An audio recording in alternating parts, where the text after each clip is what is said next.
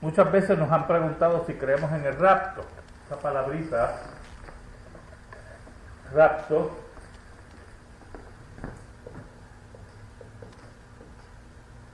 es una palabrita muy importante dentro del dispensacionalismo. La pregunta se hace en un tono muchas veces como si estuvieran preguntándonos por la deidad de Cristo, si creemos o no en el rapto, ¿verdad? En pocas palabras, si no creemos en el rapto secreto, no pertenecemos a los salvos para el mundo. Pero como creyentes reformados, la pregunta que nos debemos hacer es si esta noción escatológica, la palabra escatología, una palabrita que tenemos que aprender, aparte de innata, ¿alguien sabe lo que significa escatología? Doctrina de final de los tiempos, la doctrina de los últimos tiempos, de la palabra escatón, ¿verdad? Tenemos que ver si el rapto tiene base bíblica. Primero debemos aclarar lo que entendemos por rapto, o un sinónimo de la palabra rapto sería arrebatamiento.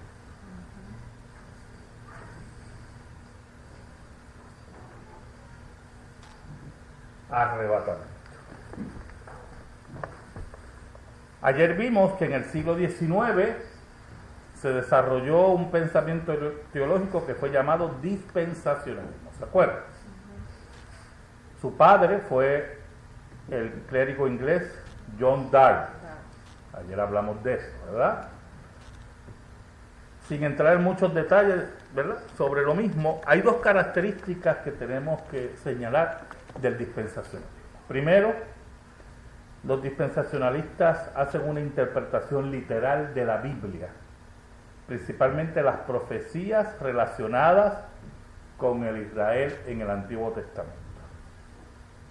Y número dos, hacen una diferencia marcada entre Israel y la iglesia.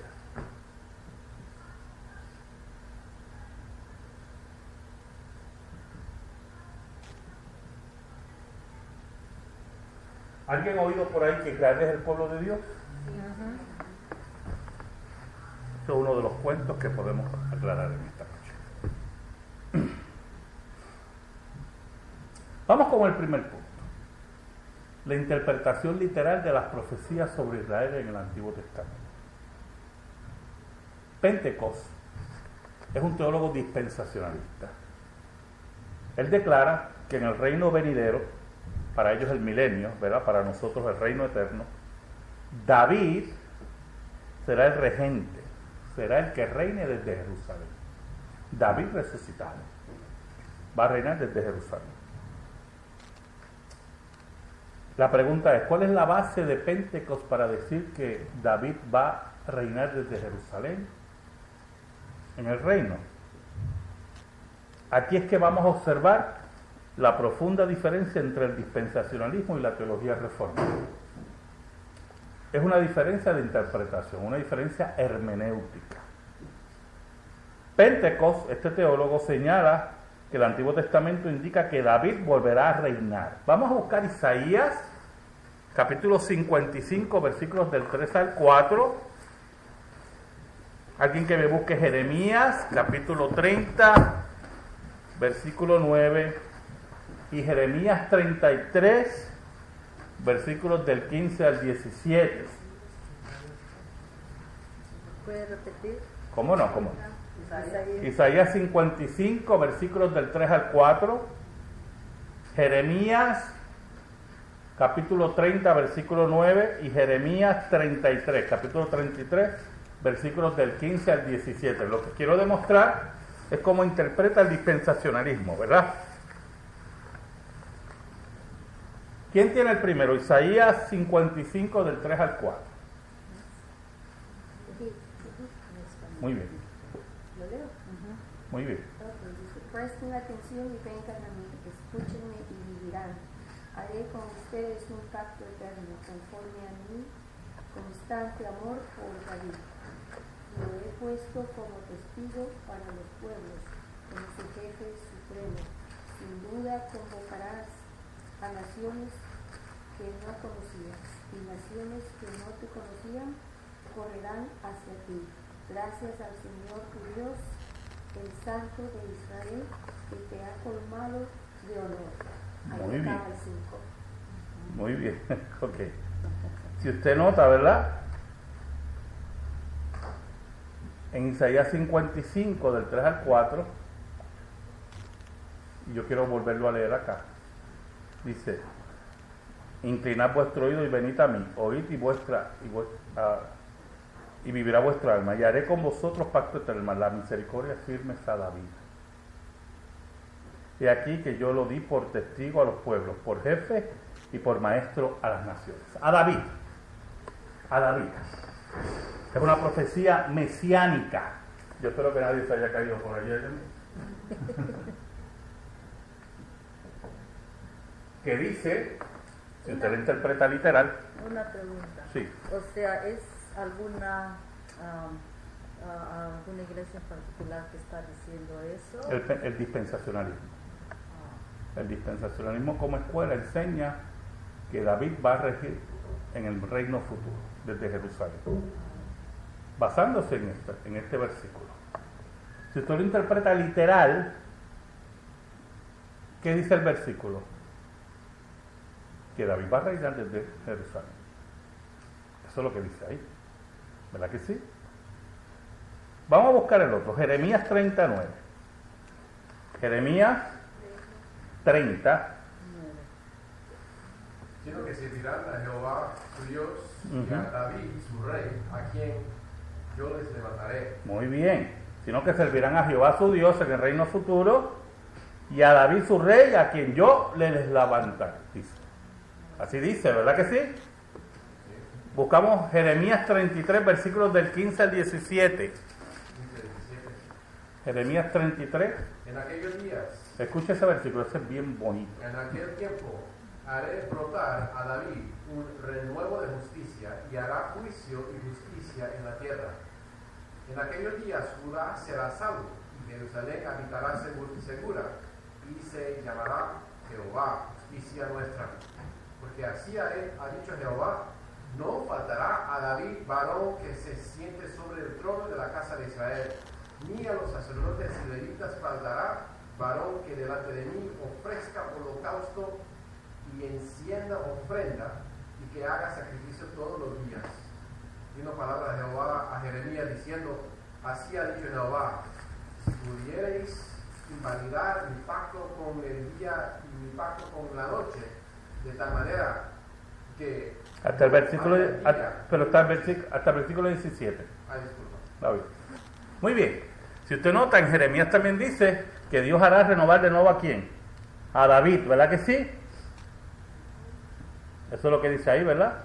Y en aquellos días y aquel tiempo haré brotar a David un renuevo de justicia. ¿Qué pasa? Los dispensacionalistas dicen, si usted interpreta literalmente estos versículos, ¿quién va a reinar desde Jerusalén? David.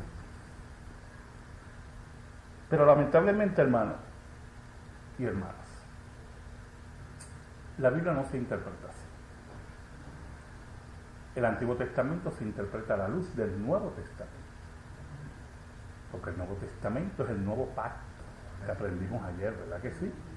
Y Cristo reinterpreta el Antiguo Testamento y los apóstoles.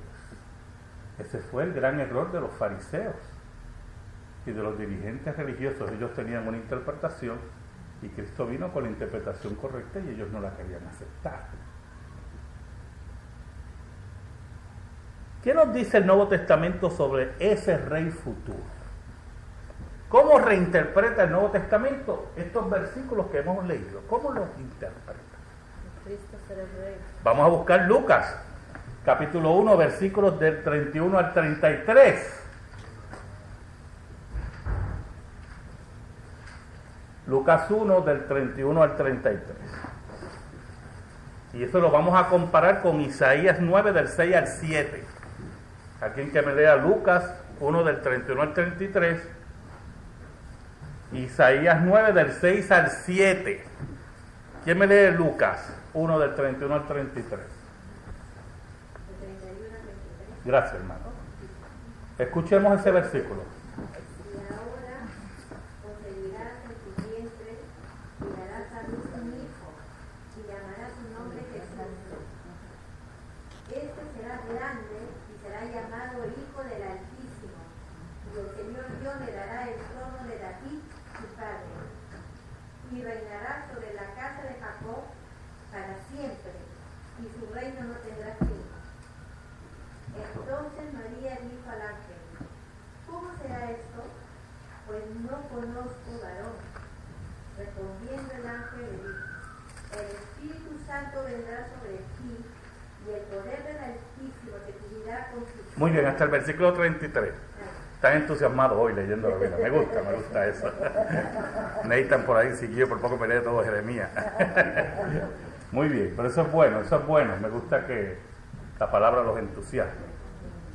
¿Qué dice ahí el versículo del 31 al 33? Este será grande, el versículo 32, y será llamado Hijo del Altísimo. El Señor Dios le dará ¿qué? El trono de David su padre, y reinará sobre la casa de Jacob para siempre, y su reino, dice, no tendrá fin. Por lo tanto, el Nuevo Testamento toma las profecías del Antiguo y las aplica ¿a quién? A Cristo. Cuando los dispensacionalistas interpretan literalmente las profecías del Antiguo Testamento, ¿qué hacen? Violentan la interpretación del Nuevo Testamento. Vamos a comparar ese versículo con Isaías 9 del 6 al 7. Isaías 9 del 6 al 7. Vamos a buscar a Isaías.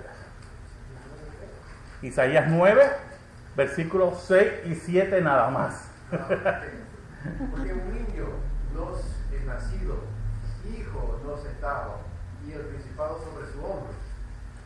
Y se llamará su nombre Admirable, Consejero, Dios fuerte, Padre eterno, Príncipe de paz.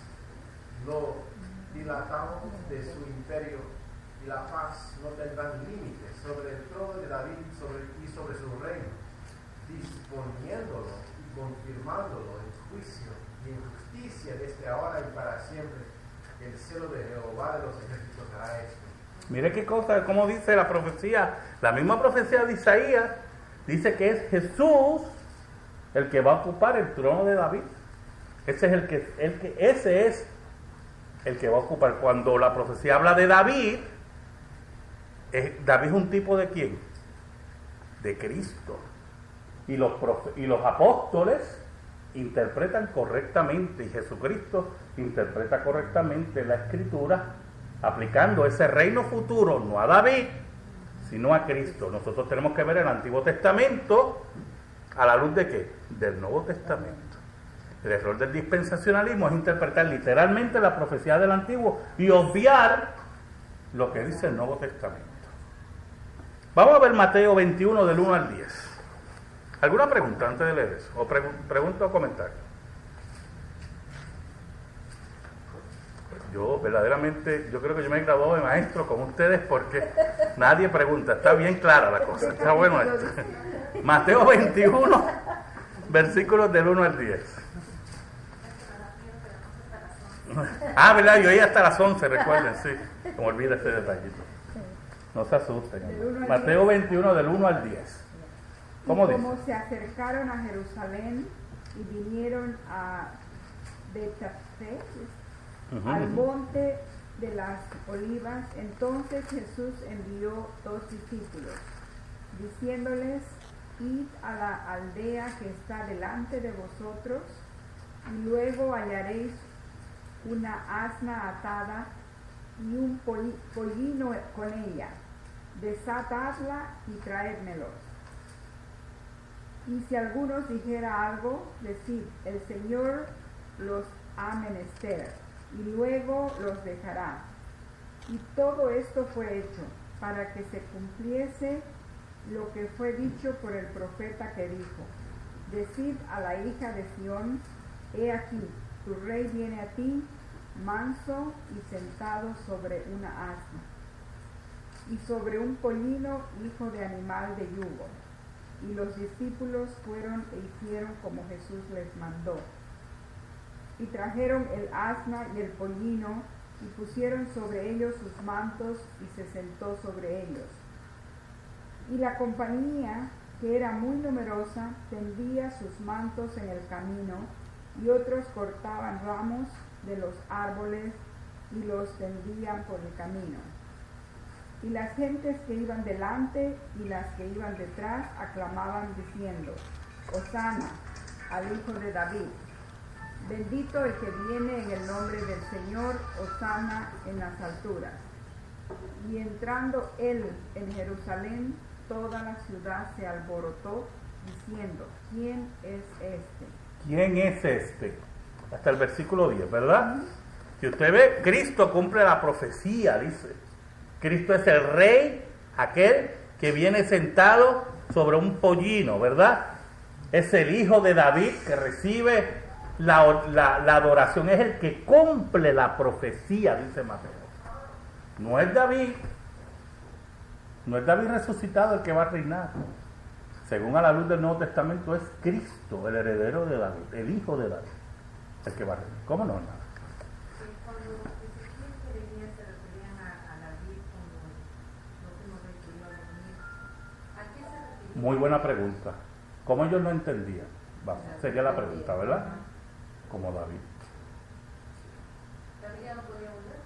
Bueno, recuerda que era el reino, David va a ser resucitado. Sería el reino consumado cuando David fuera resucitado. Entonces ellos interpretaban la profecía, muchos de ellos, como que David mismo iba a venir. Pero en todo caso, usted me está diciendo que Jesús vino en vez de David. Exacto, porque eso es lo que dice el Nuevo Testamento. Jesús es el que sustituye a David, porque Jesús es el hijo de David. La interpretación correcta no era que David personalmente venía, sino el heredero al trono de David. El verdadero heredero y el último heredero, por cierto. Vamos a ir aclarando eso. Porque su reino, según el ángel que iba a ocurrir con él, no iba a tener fin. ¿Cómo no? Díganme. Usaron David, ¿por qué no usaron el Mesías? Sabían que era de Porque, la sí, claro, porque ahí David representa la casa, la herencia, Y Jesús viene a ser el heredero. Se utiliza a David como el prototipo de Cristo, como un modelo de Cristo. Ahí. Y entonces eso lo vemos a la luz del Nuevo Testamento.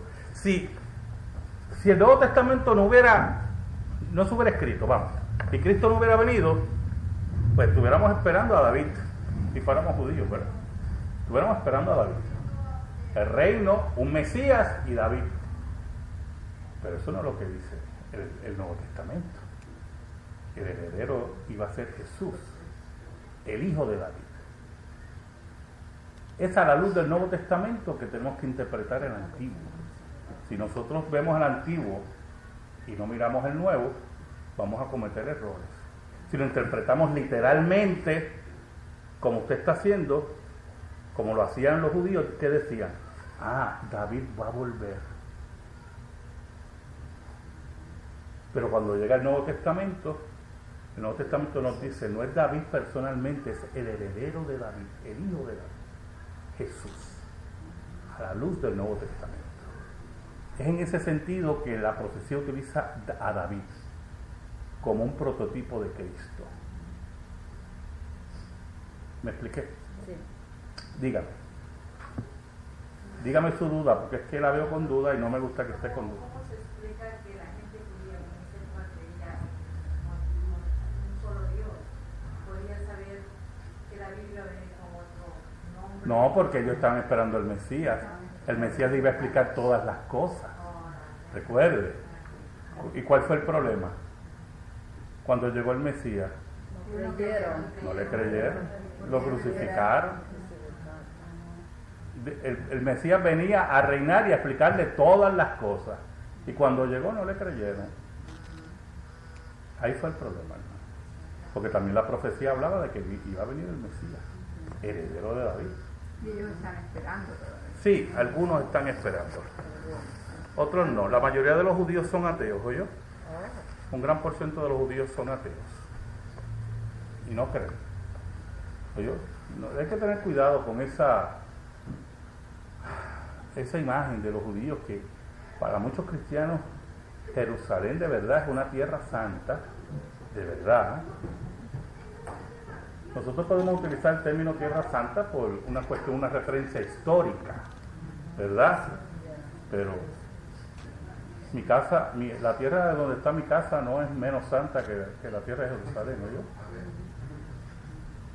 La creación de Dios. El único santo es Dios aquí, ¿verdad? Y eso tenemos que tenerlo claro. Y en Israel, el gran por ciento, un gran por ciento de los judíos, o son ateos o son gente secular, que no le importa la religión. Lo que pasa es que a nosotros nos han vendido la ideita esa de que allí, bueno, hay muchos cristianos que hacen viajes allá a bautizarse en el río Jordán, bastante sucio que está. Sí. No, yo no estoy en contra de que usted se bautice en el río Jordán, déjeme aclarar, ¿verdad? Si usted quiere bautizarse donde dé la gana, ¿verdad? Eso es el problema de la iglesia donde usted pertenezca. Pero hay gente que cree que bautizando en el río Jordán vienen más santos o menos pecadores. Posiblemente vienen peor, alguna bacteria, ¿verdad? Y lo que quiero que usted entienda que la tierra de Israel, bueno, pero vamos a seguir hablando. Usted va a ver a la luz de las Escrituras que Dios está llamando a los judíos a arrepentimiento, como a los gentiles. La Biblia nos enseña que el que nace judío no nace salvo, o nace con una predisposición a Dios. En ningún sitio de la Biblia dice todo lo contrario. Pero vamos a ver, ¿verdad? Otro ejemplo de interpretación literal del dispensacionalismo y cómo cometen ese error. Por ejemplo, el Antiguo Testamento nos habla que Dios estableciera un nuevo pacto con su pueblo Israel. Vamos a buscar esos versículos. Jeremías 31, versículos del 31 al 34. Jeremías 31, versículos del 31 al 34, e Isaías 61, versículos del 8 al 9. Jeremías 31, del 31 al 34. E Isaías 61. Jeremías 31, del 31, 34. Jeremías 31, versículos del 31 al 34. Si usted no entiende algo, haga como hizo la hermana, que me bombardeó con 5 preguntas ahí corriditas. No, así tiene que ser, porque imagínense, yo vengo de Puerto Rico, para que usted se quede igual, pues perdí mi viaje. Sí. Jeremías 31 y Isaías 61 del 8 al 9. Vamos con Jeremías 31 del 31 al 34. Esa versión, vamos a leerla, no me gusta mucho, pero vamos a leerla.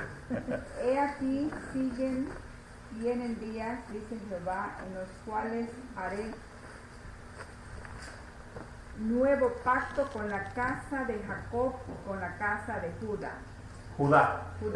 Mire eso, dice que nuevo pacto hará con la casa de ¿quién? De Jacob y con la casa de Judá. Vamos a explicar eso, porque quiero que vayan entendiendo bien la Biblia, esa traducción. Jacob, ¿cuál es el sinónimo de Jacob? Nathan sabe mucho, Israel, ¿verdad? Israel. Y la casa de Judá, ¿verdad que sí? Porque menciona las dos casas. Porque cuando se dividió el reino de Israel, después de la muerte de Salomón, se divide en 2 reinos. Al norte está Israel, el reino de Israel, y al sur está el reino de Judá. Por eso la profecía menciona las 2 casas, para que vea que se va a hacer un pacto con todo Israel. Eso es lo que quiere decir la profecía. Siga. Un nuevo pacto. Siga, hermano. Hasta el versículo 34. No como el pacto que hice con sus padres el día que tomé su mano para sacarlos de tierra de Egipto. Ok, ¿ese pacto cuál era? Muy bien. El pacto mosaico. Muy bien.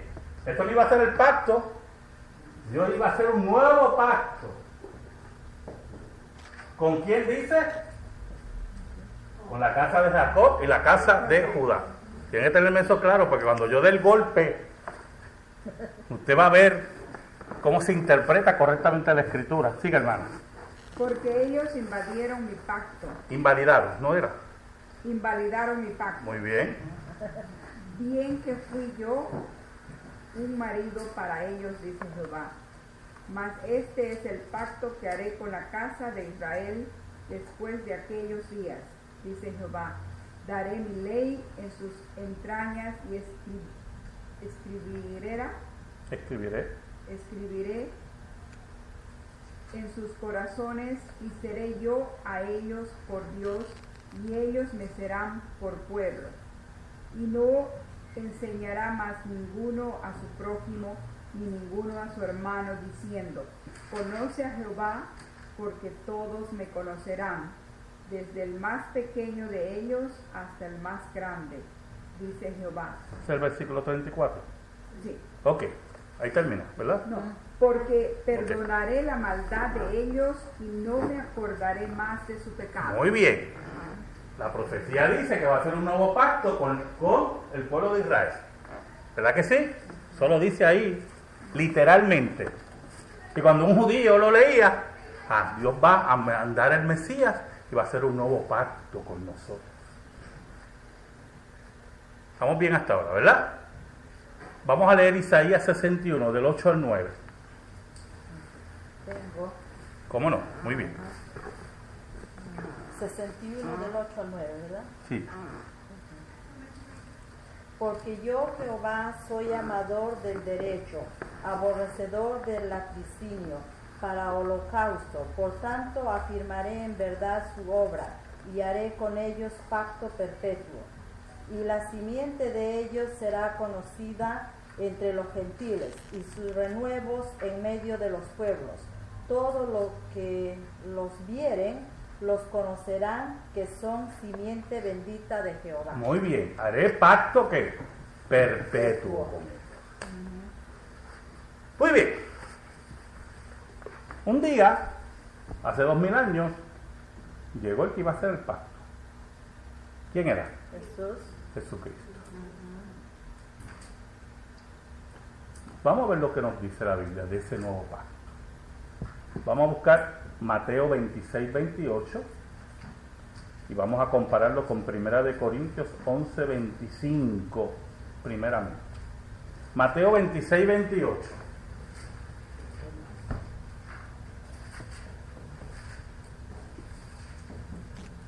Porque esto es mi sangre del nuevo pacto, que por muchos es derramada para la remisión de los pecados. Muy bien. La sangre de Cristo simbolizada ¿dónde? En la Santa Cena, ¿verdad? En ese misterio pascual. Dice que es la sangre del nuevo pacto. La sangre del nuevo pacto que Cristo está estableciendo, ¿verdad? Si usted compara eso con 1 Corintios 11, 25 y alguien que me busque 2 Corintios 3, 6. 1 Corintios 11, 25. 1 Corintios 11, 25. Asimismo tomó también la copa después de haber cenado, diciendo: esta copa es el nuevo pacto en mi sangre. Haced esto todas las veces que la bebierais en memoria de mí. Muy bien, 2 Corintios 3, 6. El cual asimismo nos hizo ministros competentes del nuevo pacto. Del No nuevo de la pacto. letra, sino del espíritu, porque la letra mata, más el espíritu. Mire cómo dicen esos dos versículos.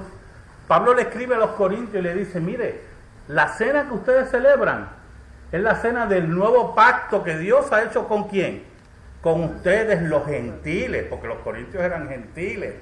Y entonces cuando leemos 2 Corintios 3:6, dice que somos ministros de ¿qué? Del nuevo pacto. Dios ha establecido el nuevo pacto, no con Israel, sino ¿con quién? Con los gentiles. Con la iglesia, que está compuesta ¿de quién? Los gentiles. De judíos y gentiles. Ya el nuevo pacto no es con la nación de Israel como nación, sino con la iglesia que se compone ¿de quién? De judíos y gentiles. ¿Dónde se cumple el nuevo pacto? No en el Israel nacional según el Nuevo Testamento, sino en la iglesia. Ahí es que se cumple el nuevo pacto, dice el apóstol Pablo. Si usted lee Efesios 2, vamos a leer Efesios 2, versículos del 11 al 22. Efesios 2, versículos del 11 al 22. Por tanto, acordaos de que en otro tiempo vosotros los gentiles, en cuanto a la carne, erais llamados incircuncisión por la llamada circuncisión, hecha con mano en la carne. Vamos en... Quiero hacer una enumeración de lo que está hablando aquí el apóstol Pablo, que es tremendo. Esos versículos son dinamita para los pobres dispensacionalistas, ¿verdad? Esos pobres muchachos. Mire, empiece de nuevo, pastor, perdón. Empiece a leer de nuevo.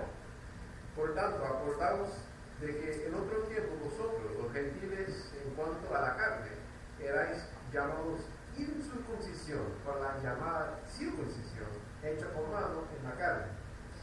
En aquel tiempo estabais sin Cristo, alejados de la ciudadanía de Israel. Ok, deténgase ahí, pastor. Antes ustedes gentiles eran incircuncisos por la circuncisión esa hecha de la carne, dice Pablo. Lo que quiere decir Pablo, ahora ustedes son ¿qué? Los nuevos circuncisos.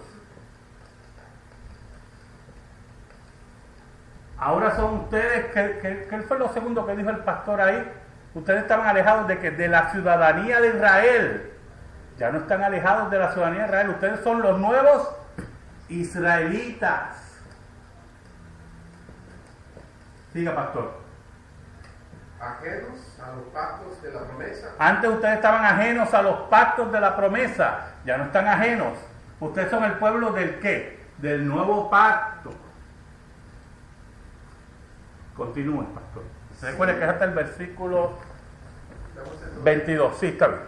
¿Cómo no? Sin esperanza y sin Dios en el mundo. Pero antes no tenían al Dios verdadero, que era el Dios de Israel, sino ahora tienen al Dios verdadero. Pero ahora en Cristo Jesús, vosotros que en otro tiempo estabais lejos, habéis sido hechos cercanos por la sangre de Cristo. Circuncidados en el corazón. Continuamos.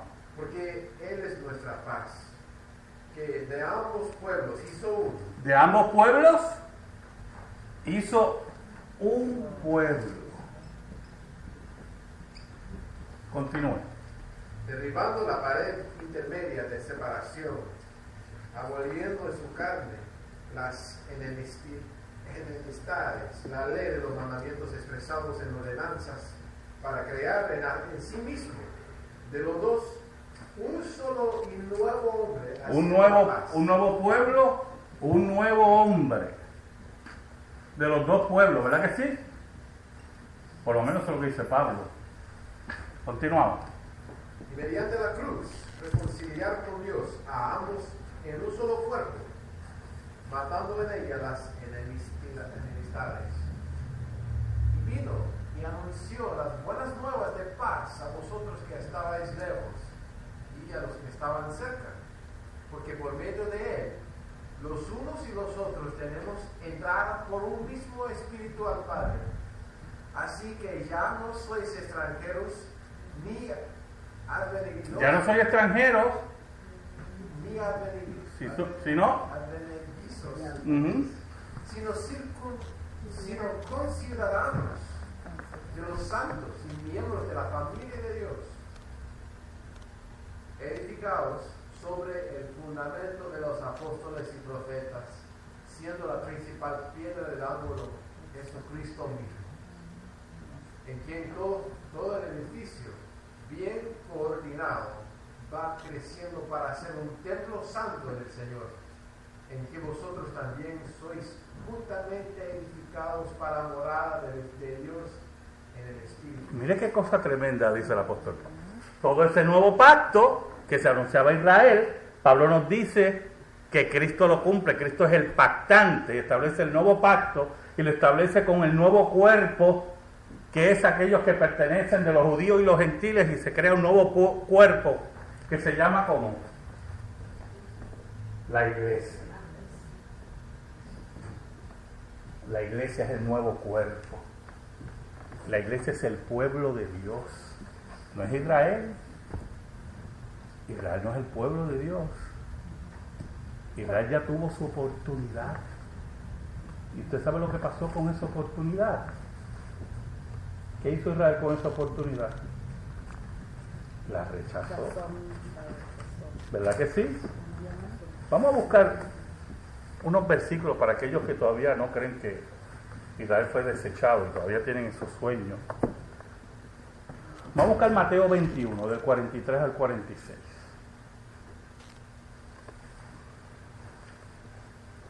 Mateo 21, del 43 al 46.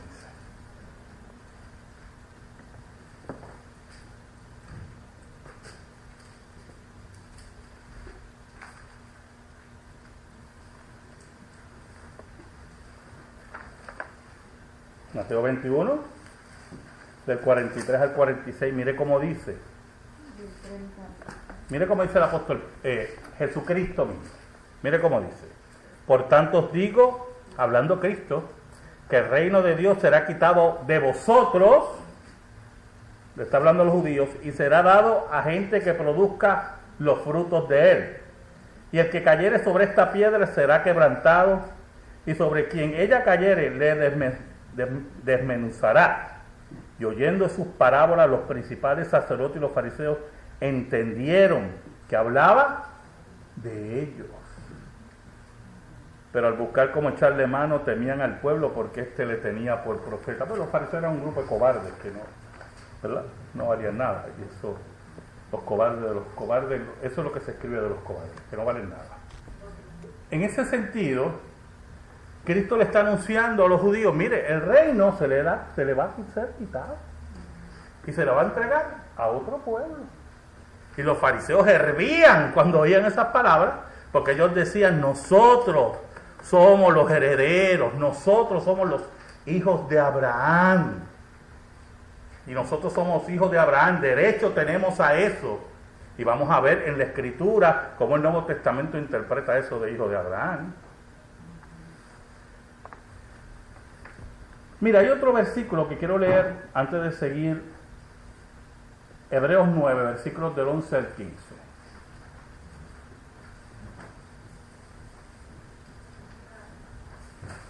Hebreos 9, versículos del 11 al 15. Pero estando ya presente Cristo, sumo sacerdote de los bienes venideros, por el más amplio y más perfecto tabernáculo, no hecho de manos, es decir, no de esta creación, y no por sangre de machos cabrillos, ni de becerros, sino por su propia sangre.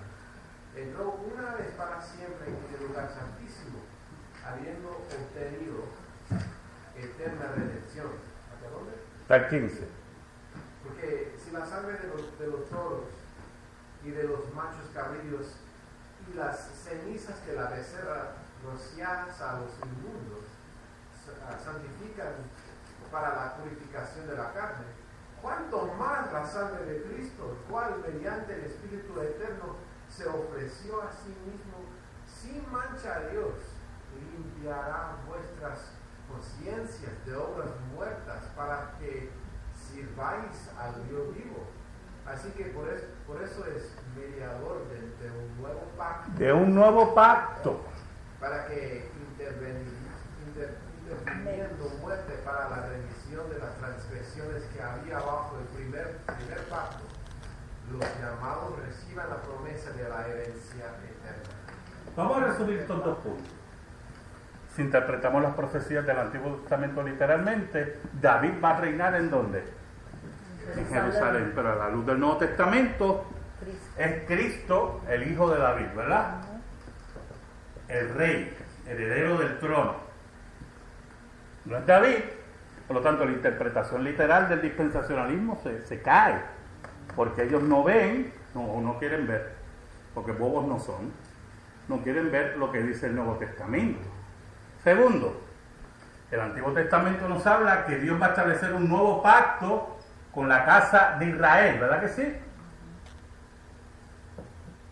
Pero el Nuevo Testamento nos dice que ese nuevo pacto se establece con la iglesia, que se compone de judíos y gentiles. Y que no es con el Israel nacional, sino con la iglesia, la comunidad espiritual. Porque cada uno formamos el templo de Dios. Exacto, el nuevo Esa es la templo, iglesia, que es la iglesia, es un buen ejemplo. Nosotros somos el nuevo templo, sí. ¿verdad que sí? Eso se significa para todo el mundo. Por eso, usted no sé cuántos han oído, ¿verdad? Que se va a construir un tercer templo. Están oyendo del tercer templo que se va a construir en Jerusalén, donde está la mezquita de Omar. Hay una mezquita que es el tercer lugar más sagrado del Islam. Esa mezquita de Omar ocupa el lugar donde estaba el segundo templo, que fue destruido por los romanos en el año 70. Y usted oye por ahí, no, se va a construir un tercer templo. Ni sus bisnietos van a ver el tercer templo. Porque no hace falta un tercer templo. No va a haber un tercer templo, hermano. Cristo es nuestro templo. Dios es nuestro templo, dice la Biblia. La Jerusalén celestial, que somos nosotros, bajará y dice Dios es su templo. Ya no hay tercer templo. Aparte de quién va a quitarla. Yo quiero saber quién va a quitar la mezquita de Omar. Yo quiero saber quién, no sé. Los israelitas la van a atacar para crear una guerra mundial con los árabes.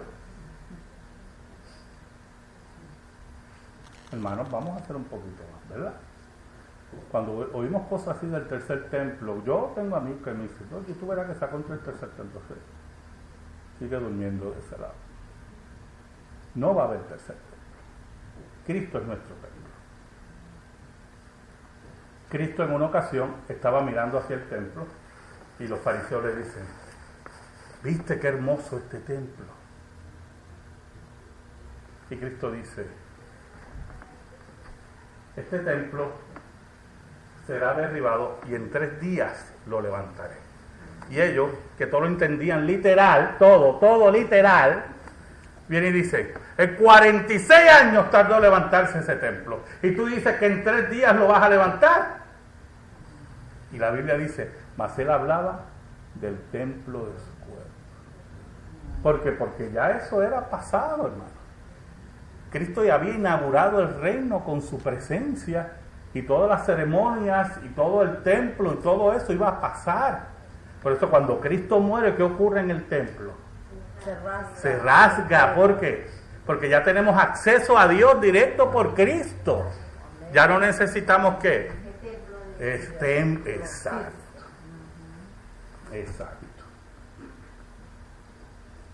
Pero los dispensacionalistas todavía insisten en eso de Israel, el pueblo de Dios.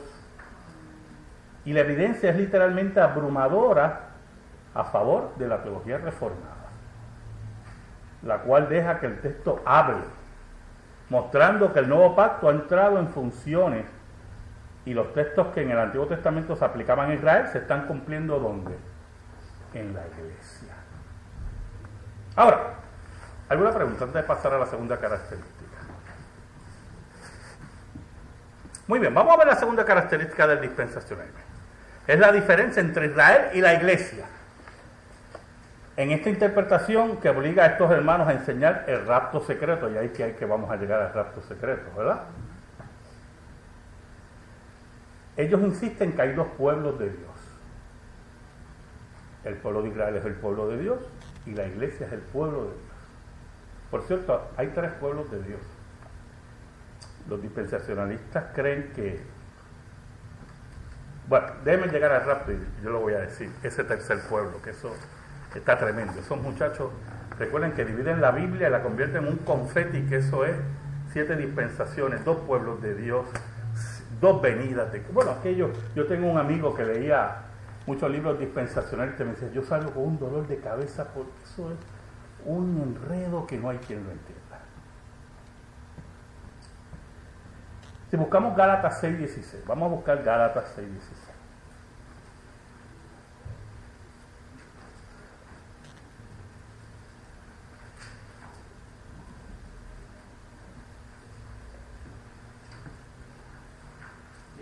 que anden conforme a esta regla, paz y misericordia sea a ellos y a Israel de Dios. Y al Israel de Dios. Ahí habla del Israel de Dios. Ese título que utiliza el apóstol Pablo, los dispensacionalistas lo interpretan como los judíos que creen en Cristo. El Israel de Dios, que usa Pablo ahí en Gálatas 6:16, los judíos, los dispensacionalistas, lo interpretan como los judíos que creen en Cristo. Y nosotros los reformados lo interpretamos como que se refiere a la iglesia. Ese es el Israel de Dios. Pues, pero ahí tenemos un problemita, ¿verdad? Porque es cuestión de opinión. Pues yo personalmente creo que no es cuestión de opinión. Si usted busca conmigo Romanos 2, versículos del 27 al 29,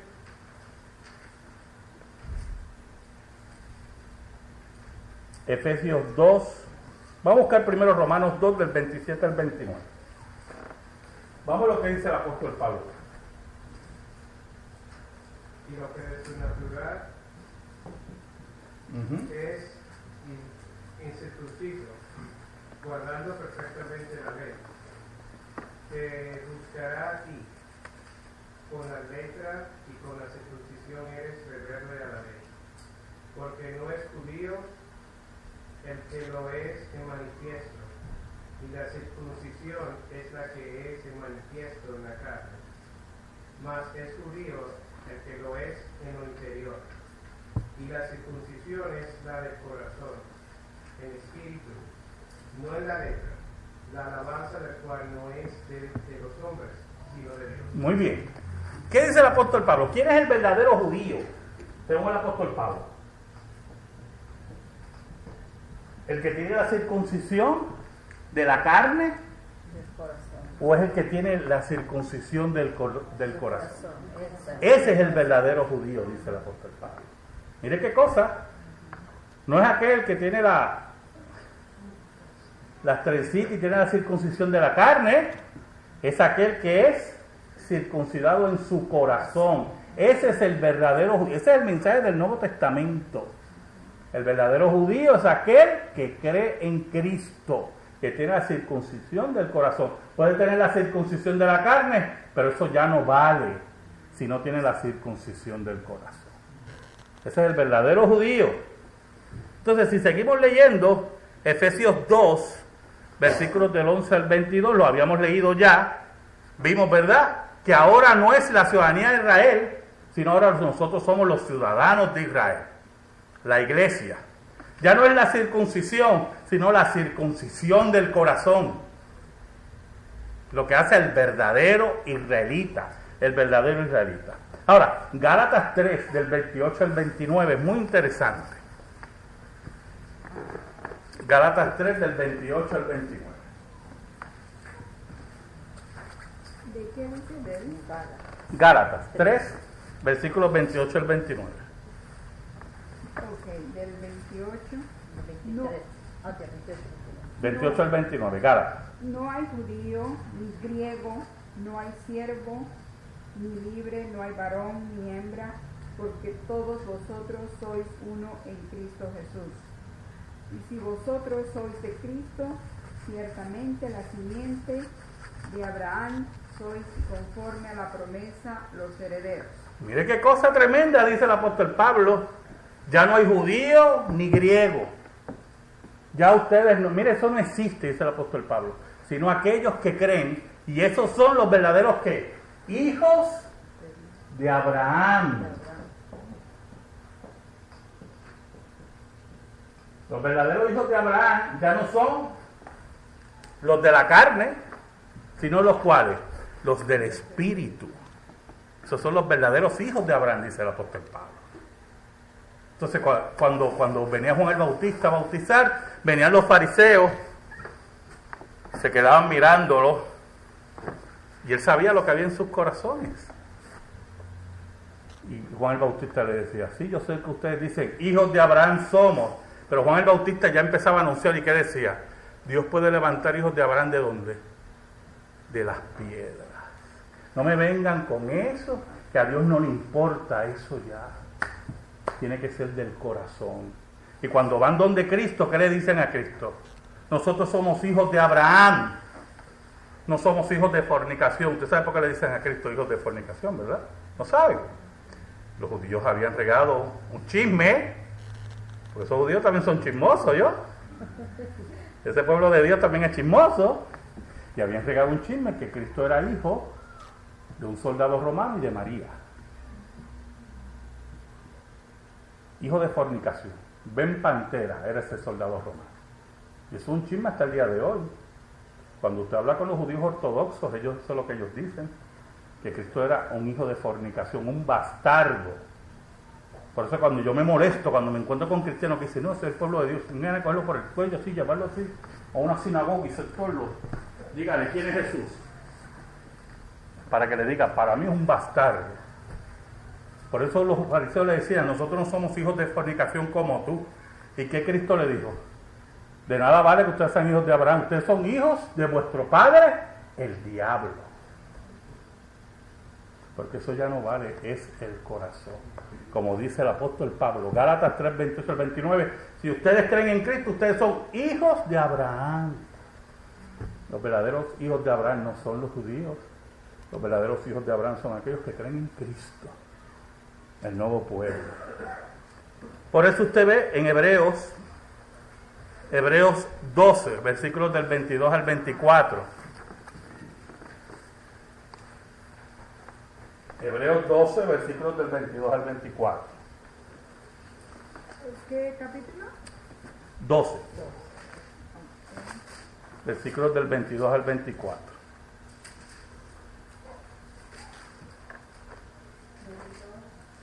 Hebreos 12. Más, Del 22 al 24. más os habéis... Léalo, hermana, léalo usted, hermano. Hebreos 12, del 22 al 24. Si que os habéis acercado al monte de Sion, a la ciudad de Dios vivo, Jerusalén la celestial. Escuche, deténgase ahí. ¿A dónde se acercaron? ¿A la Jerusalén qué? Del Dios vivo. ¿Pero qué Jerusalén es? Jerusalén la celestial. La celestial. No la Jerusalén terrenal. No es la Jerusalén terrenal. Vamos a hacer un viaje a Israel para ver la Tierra Santa y bautizarte en el río Jordán y celebrar la fiesta de Pentecostés, yo no sé dónde, que no está mal si usted quiere hacerlo. Yo no he ido porque no quiero que me ataque un terrorista, pero la verdad es que debe ser un viaje maravilloso. Yo no estoy poniendo eso en duda, que usted vaya. Y algún día posiblemente hasta organizo un viaje y los invito. Es que esa no es la de Jerusalén, es la Jerusalén celestial, dice el autor de Hebreos. Siga leyendo, hermana.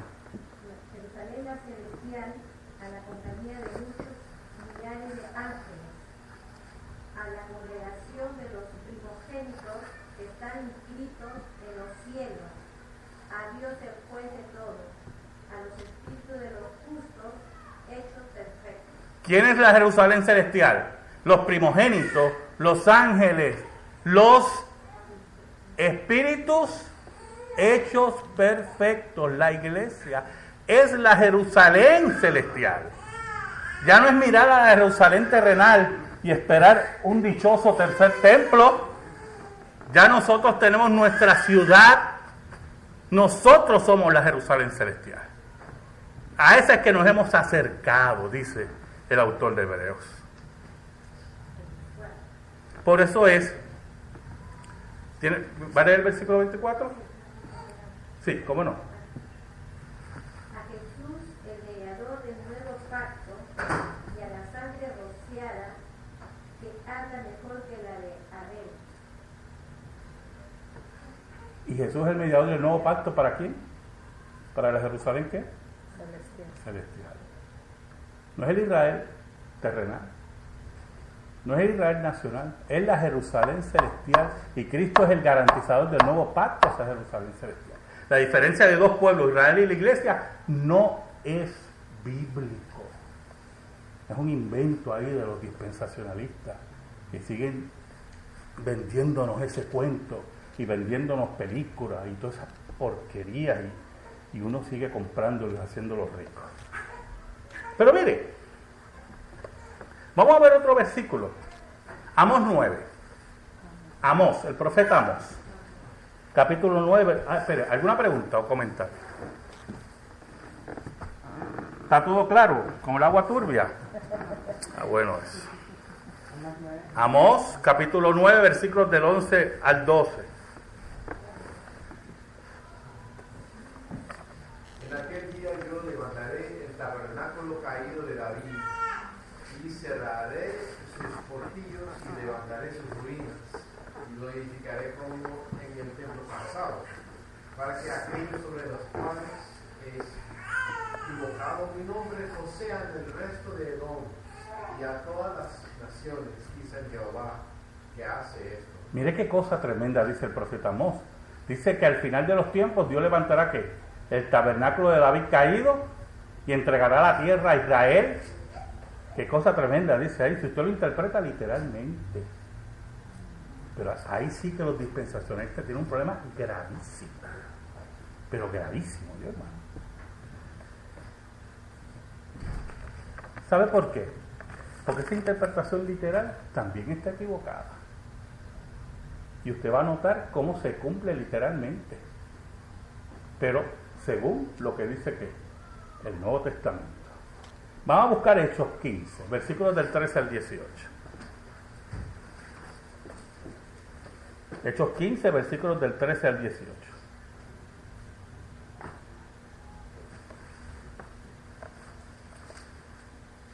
Quien lo tenga, por favor. Y después que hubieron callado, Jacobo respondió. Escuchen bien esto. Mire cómo dice Jacobo. Hechos 15 del 13 al 18. Siga, hermano, perdón. Diciendo: varones hermanos, oídme. Simón ha contado como Dios primero visitó a los gentiles para tomar de ellos pueblos para su nombre.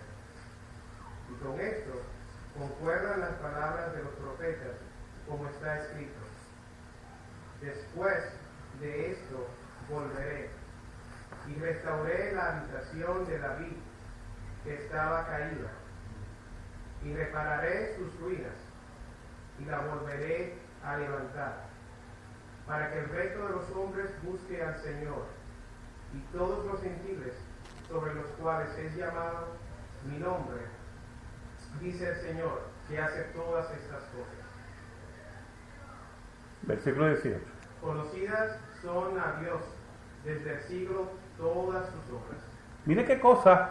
Amós dice que el tabernáculo de David se iba a restaurar al final de los tiempos, pero Jacobo dice que eso se cumplió cuando los gentiles creyeron a Cristo y entraron en la iglesia. Así lo dice literalmente Jacobo. Aquí se cumple la profecía de Amós, que será restaurado el tabernáculo de David, porque así lo interpreta el Nuevo Testamento, hermano.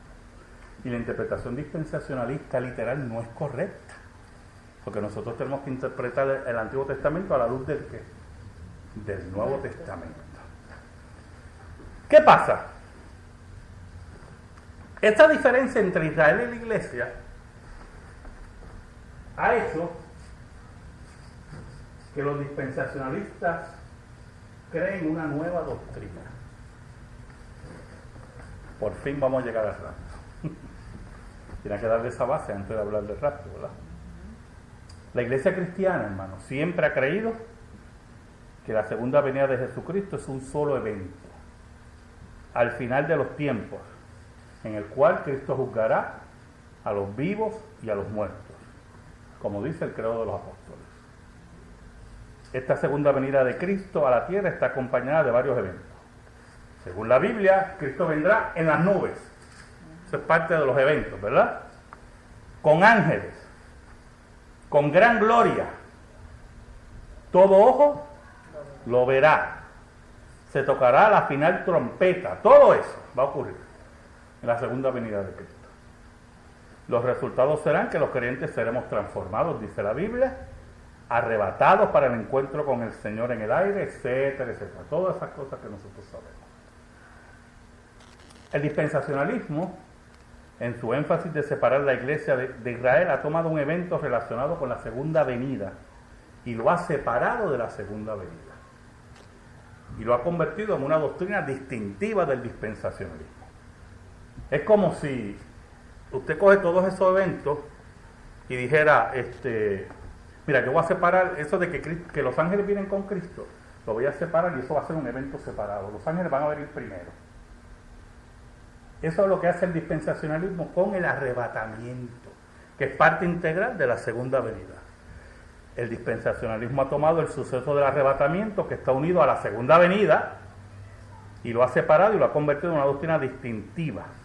¿Qué creen los dispensacionalistas? Miren, para que usted vea. Los dispensacionalistas creen que usted está en la era de la iglesia. Esta es la era de la iglesia.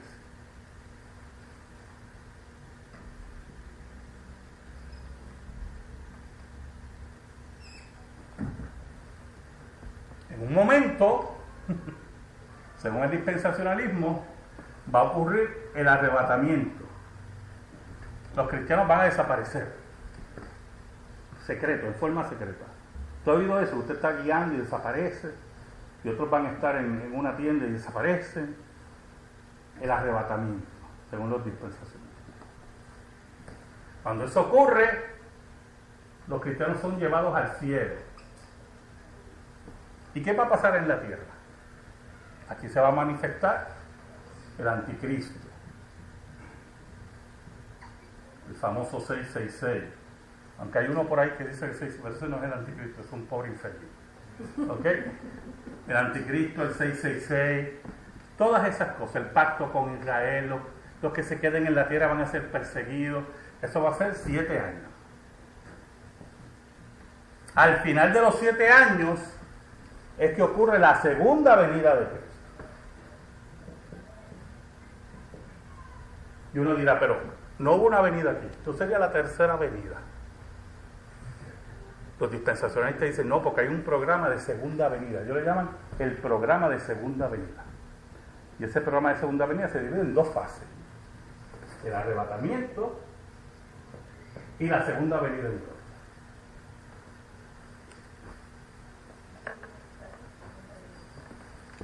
¿De dónde ellos sacan eso?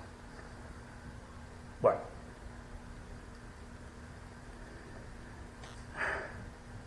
¿qué pasa? Para ellos, estos 7 años se relacionan con Israel, no con la iglesia. Recuerden que ellos separan a Israel de la iglesia. Son 2 pueblos y por lo tanto, como estos 7 años son con Israel, la iglesia no debe estar ¿dónde? En la tierra. Por eso va a ocurrir un arrebatamiento donde se va toda la iglesia y entonces Dios va a bregar de nuevo ¿con quién? Con Israel. Muy bien. No voy a entrar en lo de la semana 70 de Daniel porque sí que nos vamos a extendernos mucho. Lo que nos interesa es lo siguiente. ¿Cuál es la base bíblica para dividir la segunda venida así?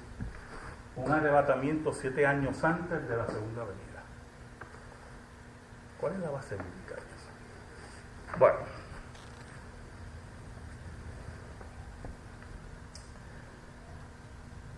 Como el dispensacionalista interpreta la Biblia literalmente, no importando lo que diga Cristo y los apóstoles, ellos han creado diferentes grupos para lograr ¿verdad? Ellos dicen que hay diferentes pueblos de Dios. Está Israel, está la iglesia. Pero cuando la iglesia se va, los que se salven aquí, ¿a quién pertenecen? A Israel no puede ser, porque no son judíos. A la iglesia tampoco, porque la iglesia ¿qué pasó? Ya se fue. ¿Verdad que sí? Pues los dispensacionalistas dicen, eso es un tercer grupo, que son los santos de la tribulación. Y hay otro pueblo de Dios, los santos de la tribulación.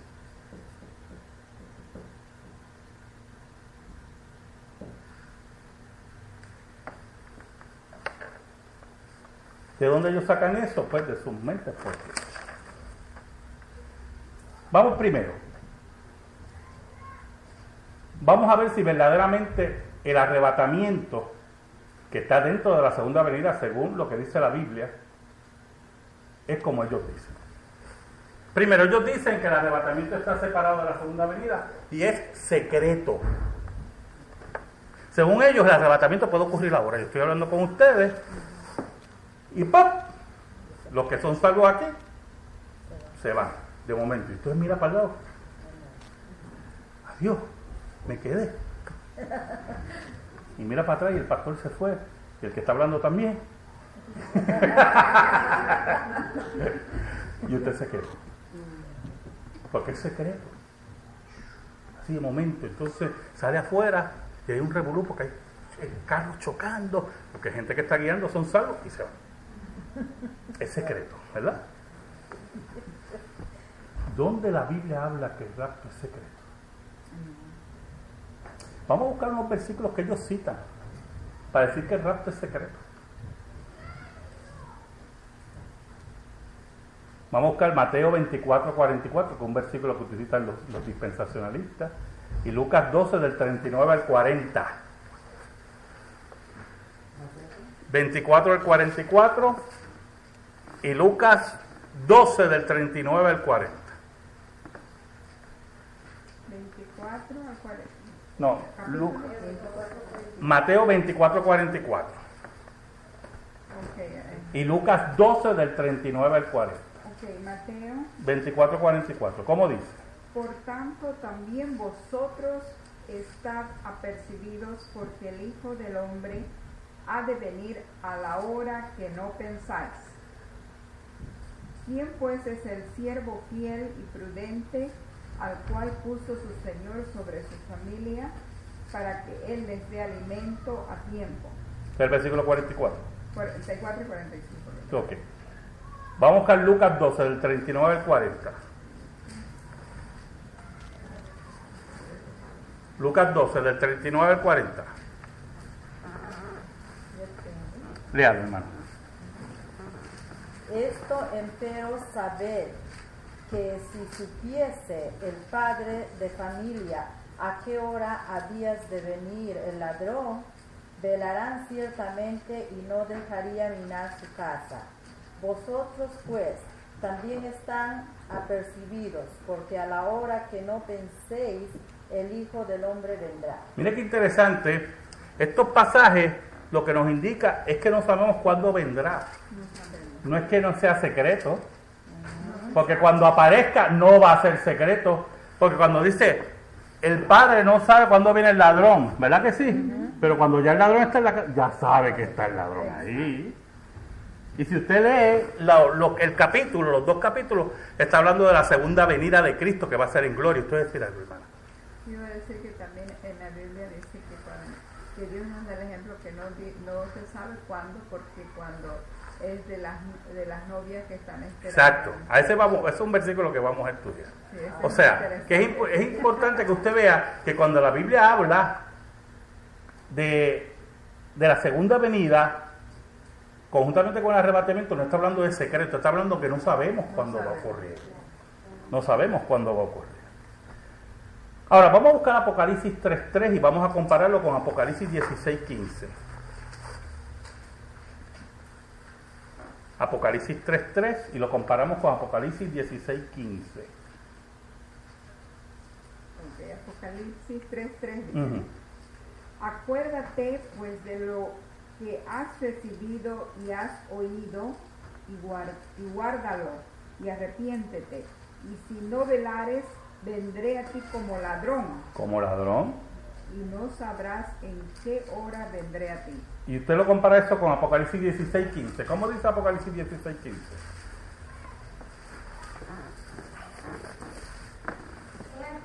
Yo vengo como ladrón. Bienaventurado el que vela y guarda sus vestiduras, para que no ande desnudo y vea su vergüenza. Mire qué cosa. Vengo como ladrón todo el tiempo. No sabemos cuándo va a venir. Pero cuando venga, ¿va a ser en qué? Van a saber que yo estoy aquí. No es un rapto secreto, sino una venida en gloria. No sabemos cuándo va a ocurrir, que es otra discusión que se la dejo a su pastor, ¿yo? Pero no sabemos cuándo va a ocurrir, pero nada habla de rapto secreto. Que nadie sabe, que se van y nadie se da cuenta. Nada de eso habla la Biblia. Vamos a buscar otro pasaje. Este está bien bueno. Segunda de Pedro 3:10. Vamos a buscar Segunda de Pedro 3:10.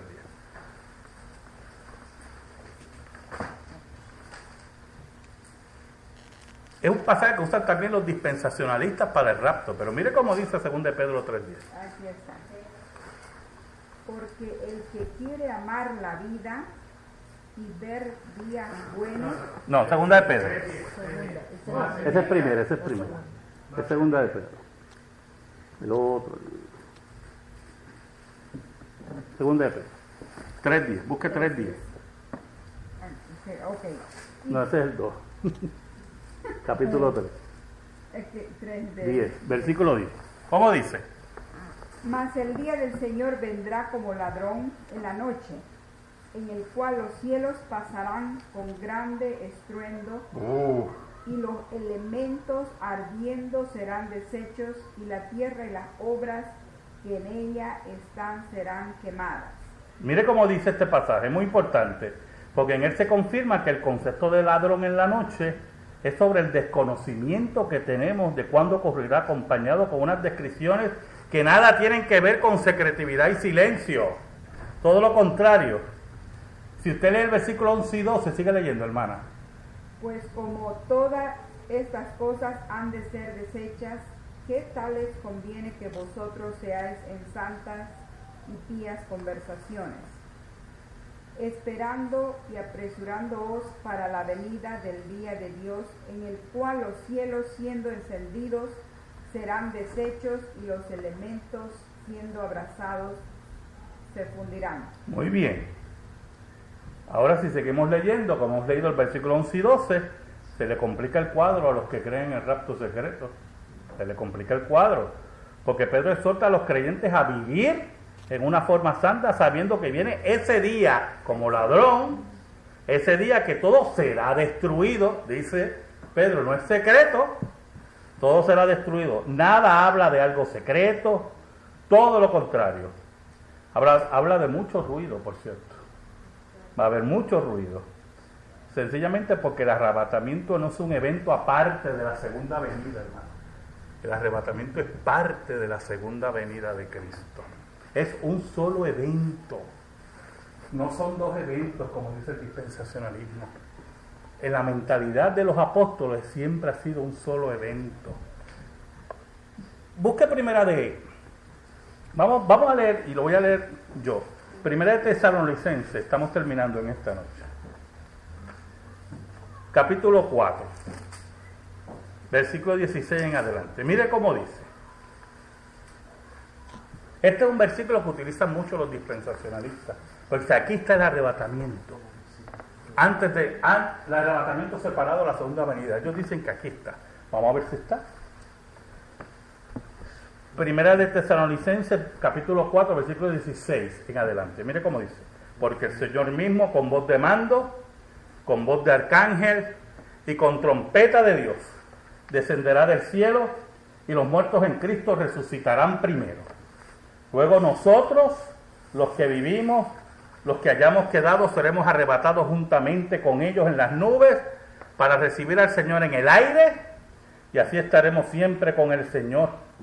Por tanto, alentaos los unos a los otros con estas palabras. Y sigue Pablo, recuerda que esto era una carta, olvídese de los capítulos, esto era una carta que seguía, dice: pero acerca de los tiempos y de las ocasiones no tenéis necesidad, hermanos, de que yo os escriba, porque vosotros sabéis perfectamente que el día del Señor vendrá así como ladrón en la noche,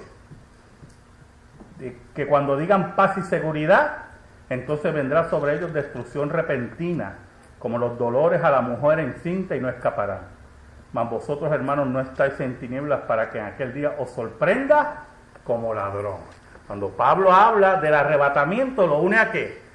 Al día como ladrón en la noche. Que Pedro nos dice que es que un día de ¿qué? De juicio y de gran ¿qué? Estruendo. Nada secreto. En ningún momento la Biblia habla de un rapto secreto. Todo el tiempo es un día terrible para aquellos que no creen en Cristo. Hay muchas sorpresas van a haber ese día. Y va a ser tarde. Ese día va a ser tarde. Va a ser como cuando Noé cerró la puerta, ¿yo? ¡Pum! Noé no, Dios le cerró la puerta, ¿verdad? Noé no podía, era muy grande la puerta. Ese día, la gente siguió riéndose. Y de momento, ¡ting! ¡ting! Y empezaron a caer gotas. Y gotas. ¿Qué es eso? Y fueron donde Noé, pero la puerta estaba cerrada. Hoy el arca es Cristo. Un día esa puerta se va a cerrar. Y dice la Biblia que será el día del lloro y el crujir de dientes. Ese día la gente, ¿cuántas veces oí del Evangelio? Pero mis afanes, mi esposo, mi esposa, mis hijos, mi trabajo, la excusa de la iglesia. La iglesia está llena de hipócritas. Por eso que estamos en la iglesia. Esto no es de santos, esto es de hipócritas y pecadores. Por eso que estamos aquí. Ok. Mire, vamos a ver 2 versículos, y con esto cerramos en esta noche, que usted va a ver el rapto unido, el arrebatamiento a la segunda venida de Cristo. Y están claritos, claritos. Vamos a buscar Mateo 24, versículos del 40 al 42. Mateo 24, versículos del 40 al 42. Mire cómo dice. Yo lo voy a leer. Mateo 24, versículos del 40 al 42.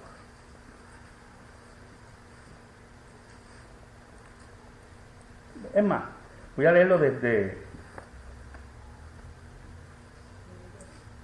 voy a leer desde el versículo 29. Léalo. Mire qué sencillo habla Cristo. Dice: e inmediatamente después de la tribulación de aquellos días. Vamos a conceder, no voy a entrar en esa discusión, capítulo 24, versículo, voy a leer desde el versículo 29. ¿Ok? Vamos a conceder, sin entrar en esa discusión, que Cristo está hablando de esta tribulación. Porque también esto es otro cuento, pero no voy a entrar en esa discusión. Ese cuento de una tribulación de 7 años se lo pueden hacer creer a otros. Pero eso es otra discusión. Mateo 24. Vamos a conceder que Cristo está hablando de esa tribulación.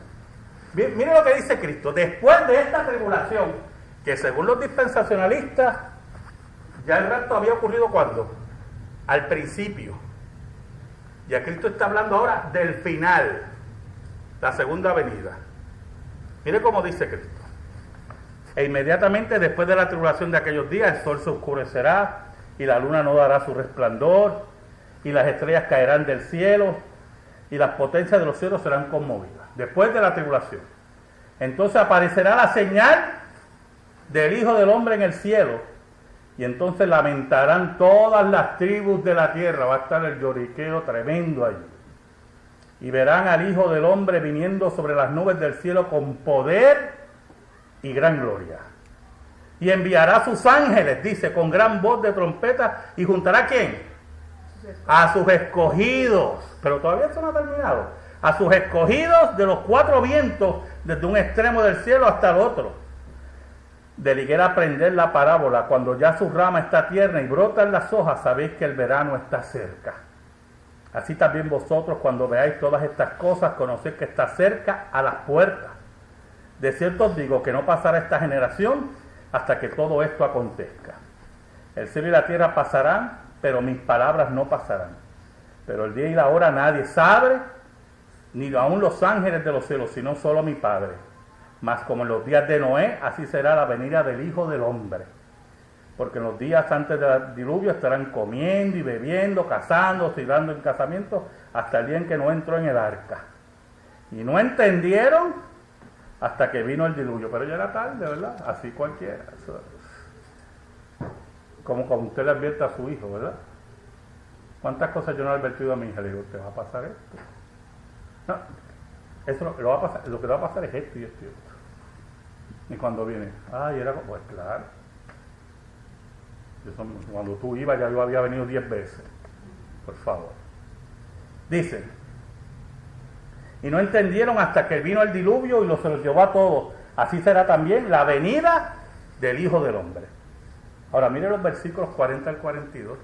Hablando de la segunda venida, dice, entonces estarán dos en el campo, uno será tomado y otro será dejado. Dos mujeres estarán moliendo en un molido, la una será tomada y la otra será dejada. Era pues porque no sabía a qué hora ha de venir vuestro Señor. Y usted ve que habla del rapto unido ¿a qué? A la segunda venida. Un solo evento, hermanos. Un solo evento. Terminamos con segunda de Tesalonicenses capítulo 2, versículos del 1 al 4. Segunda de Tesalonicenses 2, versículos del 1 al 4. Mire cómo dice el apóstol Pablo. Con esto terminamos en esta noche.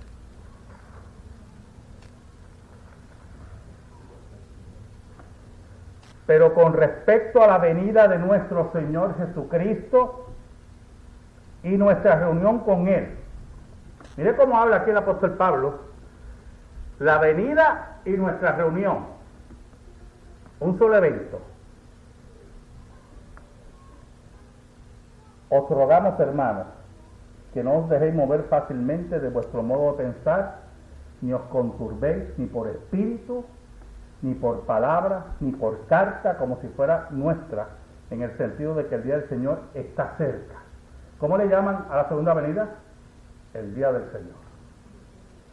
Nadie os engañe en ninguna manera, porque no vendrá sin que antes venga la apostasía y se manifieste el hombre de pecado, el hijo de perdición, el cual se opone y se levantará contra todo lo que se llama Dios, pues es objeto de culto, tanto que se sienta en el templo de Dios como Dios, haciéndose pasar por Dios. Independientemente de lo que interpretemos del anticristo, escuche bien,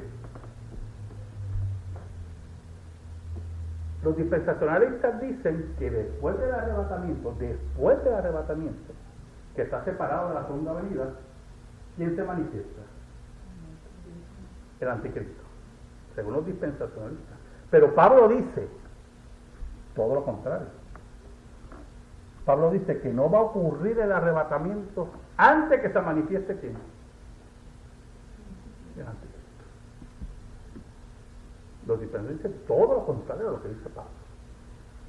Pablo dice, nadie os engañe de ninguna manera, porque no vendrá el día del Señor, el arrebatamiento, la segunda venida, hasta que se manifieste, hasta que venga la apostasía y se manifieste el hombre de pecado. ¿Cómo los dispensacionalistas contestan este versículo?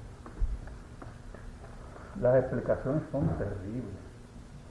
El dispensacionalista dice que cuando Pablo habla aquí del día del Señor se refiere a otra cosa, y cuando habla de la reunión con Él, en el primer versículo se refiere a otra. Dividen el capítulo en varias enseñanzas y que no se pueden relacionar. Cuando usted lee, usted ve que cuando Pablo habla del día del Señor se refiere a la segunda venida, que es lo que dijo en el versículo 1 de ese capítulo. Miren, hermanos,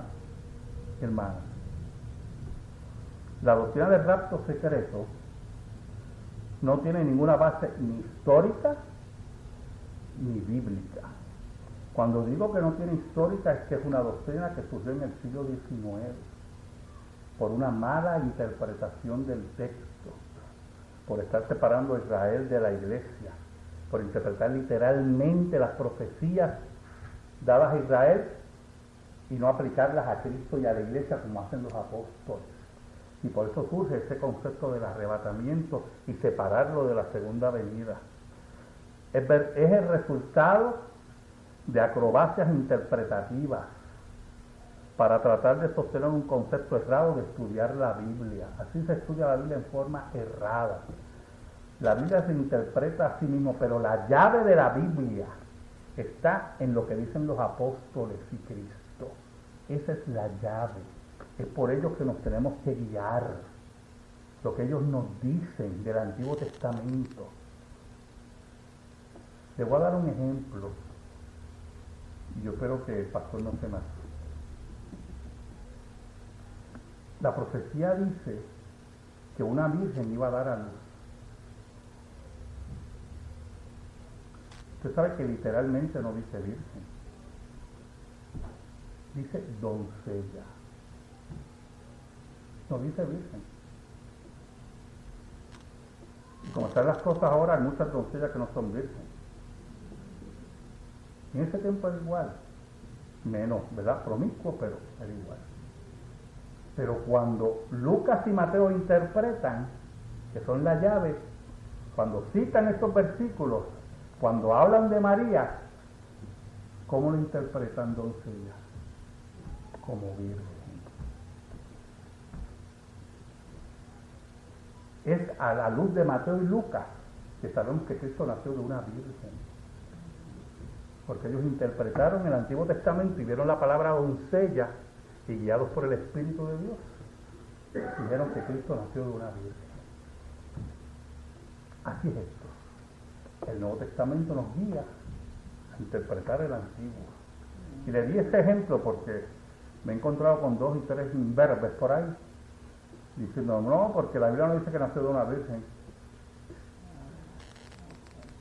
¿Usted entiende? Y usted le va a decir, no, lo que pasa es que no sabes interpretar. Y así se lo dice. Y lléveselo de enemigo. O yo, lléveselo de enemigo. Porque usted tiene que tener amistad con Cristo, no con los enemigos de la Biblia. Los enemigos de Dios. Un día, Jesucristo nos va a juzgar. Allí no va a estar su padre, ni su madre, ni mi esposa, ni mi hija, o yo, ni los ancianos de mi iglesia. Un día Cristo me va a llamar a mí personalmente y me va a decir, ¿qué tú hiciste con los dones que yo te di? Y yo no puedo decir, la mujer que me diste como Adán. Los ancianos que me diste, muchachos, ancianos. A Dios no le importa eso. ¿Qué tú hiciste? ¿Qué hacemos con la palabra que Dios nos ha dado? Hermano, muchas gracias. Una pregunta. ¿Cómo no? Preguntas ahora. Tienen... estamos hasta las 11, tienen 1 hora y media. Es broma. ¿A qué se refiere cuando dice apostasía? Apostasía. Ok. ¿Quiénes son los apóstatas? Es una definición bien grande, ¿verdad? Todo aquel que niega las verdades de la Escritura, las verdades de las Escrituras medulares son apóstatas. Los que niegan el nacimiento virginal, los que niegan que Cristo resucitó. Cristianos, yo estoy hablando de cristianos. Hay iglesias que niegan que Cristo resucitó. Hay iglesias que niegan que Cristo nació de una virgen. Hay iglesias que niegan que Cristo no vuelve al planeta Tierra. Esos son apóstatas. Los que niegan que la Biblia es la palabra de Dios. Esos son apóstatas.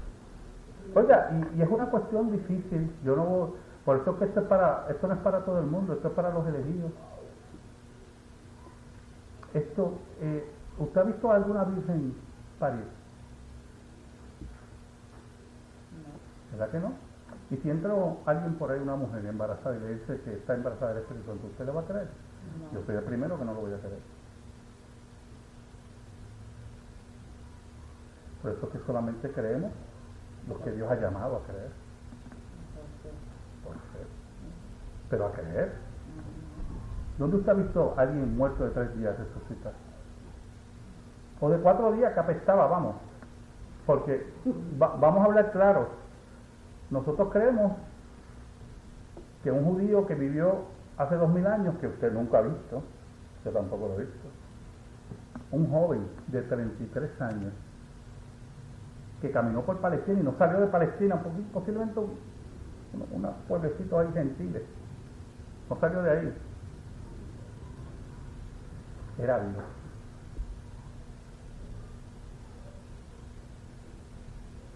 Eso es lo que nosotros creemos. Dígame si eso no es una locura, porque usted no lo ha visto. Y usted cree, no solamente que era Dios, que nació de una virgen.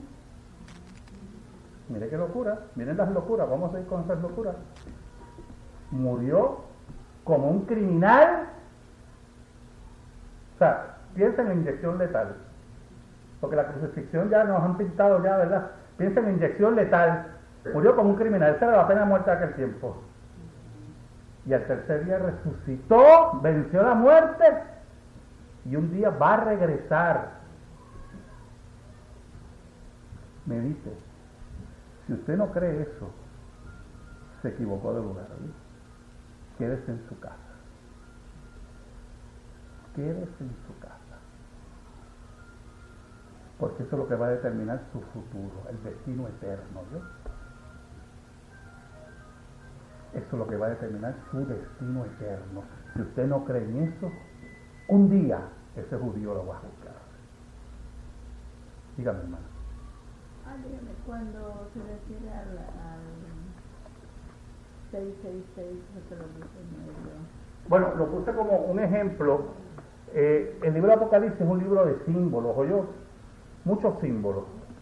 Es un libro apocalíptico, de literatura apocalíptica, tiene muchos símbolos. Los símbolos nos traen ciertos mensajes, pero no son los mensajes que nos dice el dispensacionalismo, ¿verdad?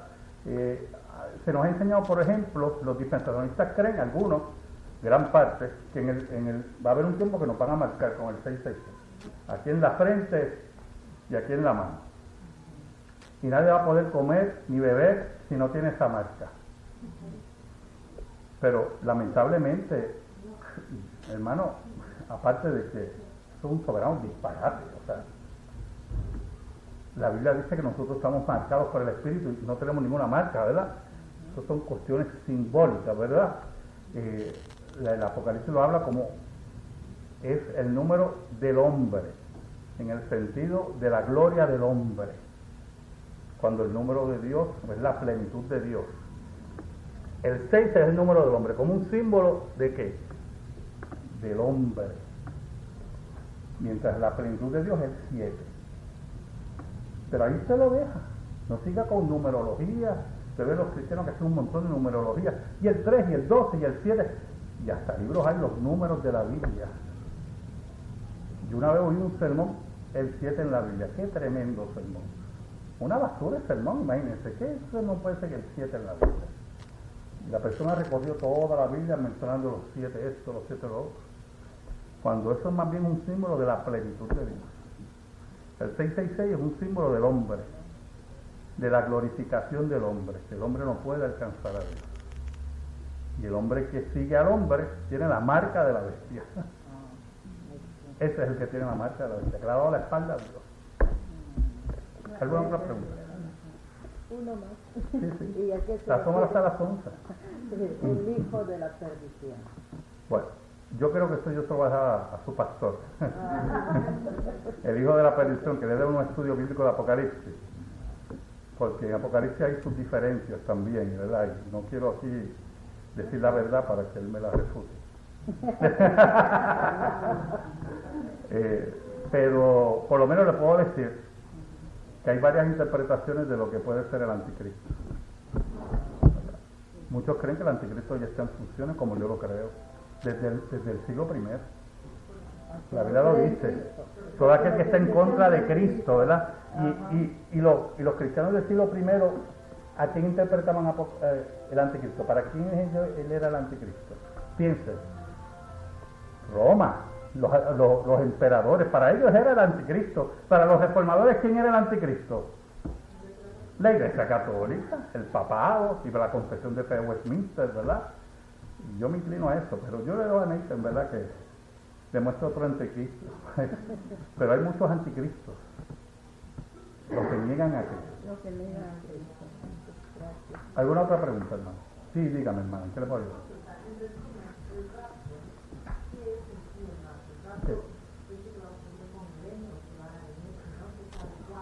Exacto.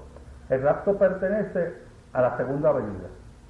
Cristo viene en gloria con ángeles, se van a tocar trompeta, como dije al principio, ¿verdad? Todos esos, y entre ellos va a ocurrir un evento que los cristianos, los creyentes de todas las naciones, van a ser arrebatados, van a ser transformados los escogidos, y van a ser arrebatados en la segunda venida para encontrarse con Cristo en las nubes. Exacto, para juicio final. el rapto, no todos. No, solamente los salvos. En otras palabras, los salvos antes pueden ser que yo soy cristiana, la otra musulmana, la otra no cree Dios, Los, a que Dios cree que los cristianos nada más. Solamente los cristianos.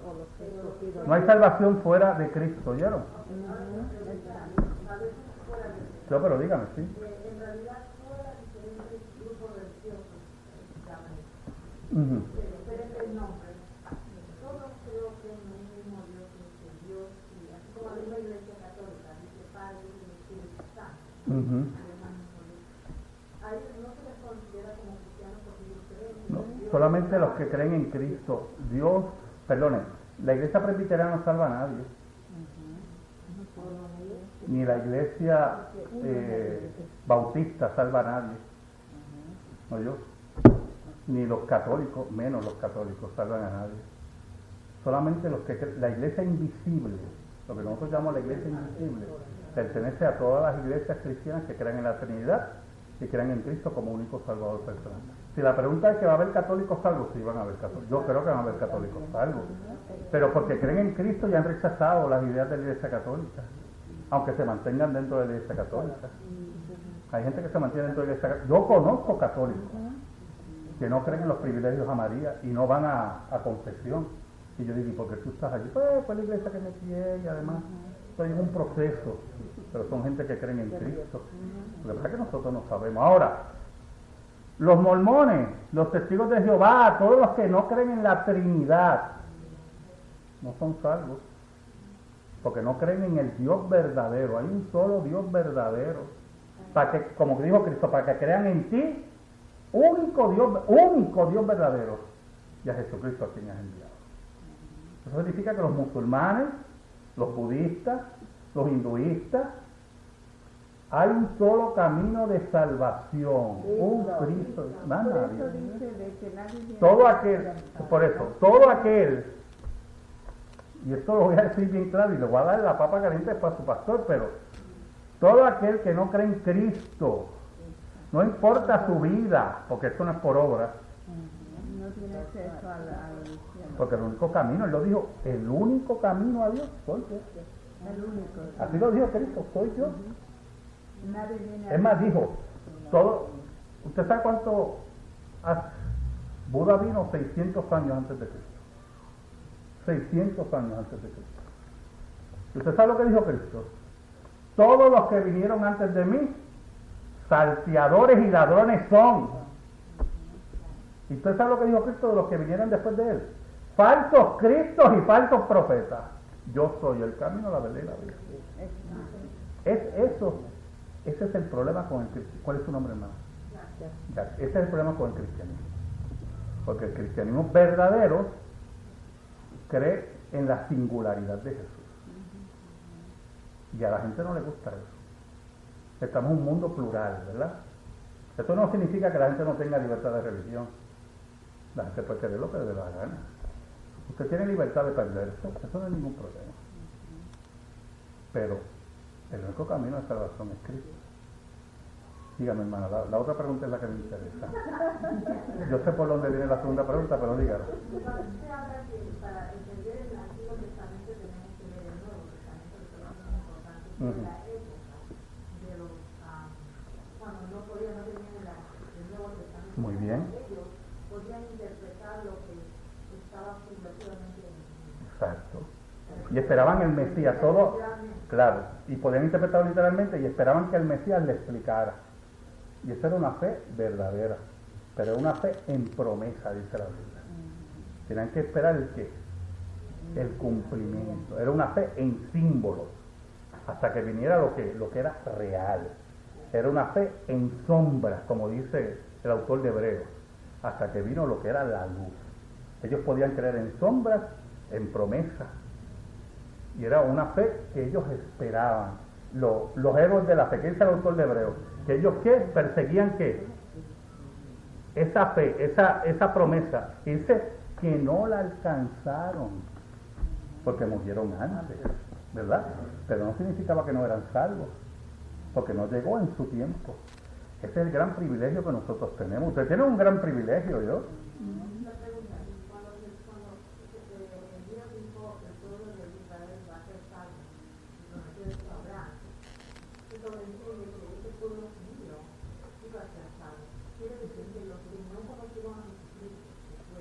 Ellos no van a tener acceso a... Muy bien. Si usted sigue leyendo el mismo Antiguo Testamento, usted va a ver que la Biblia habla no solamente, no de todo el pueblo judío, sino habla del remanente, lo que se conoce el remanente. El remanente es que no todos los judíos eran judíos. Había muchos judíos en la nación de Israel que no creían y adoraban a los Baales. Entonces cuando vino Elías, Elías es el mejor ejemplo. Elías vino, era el profeta del reino del norte, y va donde Acab y le dice, no sabemos de dónde vino Elías, yo hermano. Elías aparece así, de momento, ¡pah! Y va donde el reino de Acab y le dice, así ha dicho Jehová, por 3 años y medio aquí, haber una sequía aquí tremenda, ni el rocío, y se fue. Y lo más seguro, en la corte de Acab dijo, ¿quién es ese loco? Y acá lo más seguro preguntó, ¿por qué dejaron pasar ese loco? Pero no supieron más nada de él. Y se fue y Dios lo cuidó. Y empezó y pasó una semana sin agua. Y 2 semanas. Y pasa el primer año y no llueve. ¿Y qué pasa? Dios vuelve a llamar a Acab. Diga, a Elías. Y dice, vete donde Acab. Y cuando se presenta donde Acab, ¿qué le dice a Acab? Tú eres el que perturbas a Israel. No, tú eres el que perturbas a Israel, porque lo has llevado a adorar a los Baales. Y entonces, después que ocurre todo lo que ocurrió, Elías cae en una depresión tremenda y está escondido y dice, Señor, es que me he dado cuenta que yo me he quedado solo. Yo solamente te sirvo. Y Dios le dice, nosotros somos tan ingenuos, ¿verdad, hermano? Tan bobos que somos. Dios le dice, porque yo me he reservado 7,000 rodillas. Yo me he reservado que no ha doblado sus rodillas a los Baales ni han besado su imagen. Ese es el remanente, hermano. Dentro de Israel, de todo ese Israel que adoraba a los Baales, habían 7,000 que no adoraban a los Baales, que eran los verdaderos. Es más, aparentemente los padres de Elías eran padres tremendos, porque en medio de la idolatría de Israel, terrible, ellos le pusieron a su hijo Elías. Y Elías significa mi Dios es Jehová. Mi Dios es Jehová. Son pistas, ¿verdad? Que nosotros, porque no sabemos de dónde vino Elías. Por lo tanto, cuando hablamos de Israel salvo, y Pablo habla de Israel salvo, usted va a ver que dice del remanente, de aquellos que Dios ha separado de todas las edades, judíos que van a creer en Cristo como único Salvador personal, pero no todos los judíos. ¿Cómo no? Sí. Diga, si nos queda todavía 2 horas. No, hasta las 9, estamos hasta las 9, tienen 7 minutitos. 144,000. Okay. Lo que pasa es que eso es parte de la interpretación de Apocalipsis, pero yo le puedo decir que usted va a notar que son números perfectos en cubo. Si usted ve 144,000, es una multiplicación de 12 por 12,000, que da un número en cubo, cuadrado, que significa perfección. Hablando del pueblo de Dios, un símbolo del pueblo de Dios, de la iglesia. Y se toma Israel de las 12 tribus como un ejemplo de que es el Israel de Dios. Y por eso habla de 140, pero no son 144,000 judíos que van a estar por ahí. Nada de eso se refiere, porque Apocalipsis es un libro de esperanza. Dios da Apocalipsis porque el pueblo de Dios está siendo perseguido y está siendo destruido por el imperio. Y muchos cristianos decían, pues ya, se echó la iglesia, ya desapareció, ya lo que queda es. Y Dios da Apocalipsis para decirle a la iglesia, no, yo tengo el control, yo soy el que tengo las llaves del Hades, yo soy el que abre y nadie cierra, el que cierra y nadie abre. Y Apocalipsis es un libro de esperanza. Pero cuando nos presenta Apocalipsis como un libro de miedo, que viene el anticristo, que va el 666, que los 2 testigos, y usted va a ver, cuando necesite leer el estudio de Apocalipsis, que va a ser pronto, usted va a ver, ¿verdad?, que es un libro de esperanza y un libro hermoso, cuando te ve como debe ver, como lo interpretó la iglesia primitiva. Cuando la iglesia primitiva recibió Apocalipsis, ¿qué dijo? Dios tiene el control. El imperio romano va a ser juzgado. Dios va a destruir al imperio romano. Eso fue lo que interpretó la iglesia. Y eso es lo que nosotros tenemos que interpretar. Cuando vemos, ¿verdad?, que los enemigos de la iglesia se multiplican, tenemos que saber que Dios tiene el control. Y los enemigos de la iglesia serán destruidos un día. Nunca la iglesia será destruida. Nunca. Nunca la iglesia será destruida. Cristo lo dijo, las puertas del infierno no prevalecerán contra la iglesia. Y yo lo creo. 5 minutos. ¿Alguien más? Hermano, usted también puede hacer la misma pregunta. Dígame.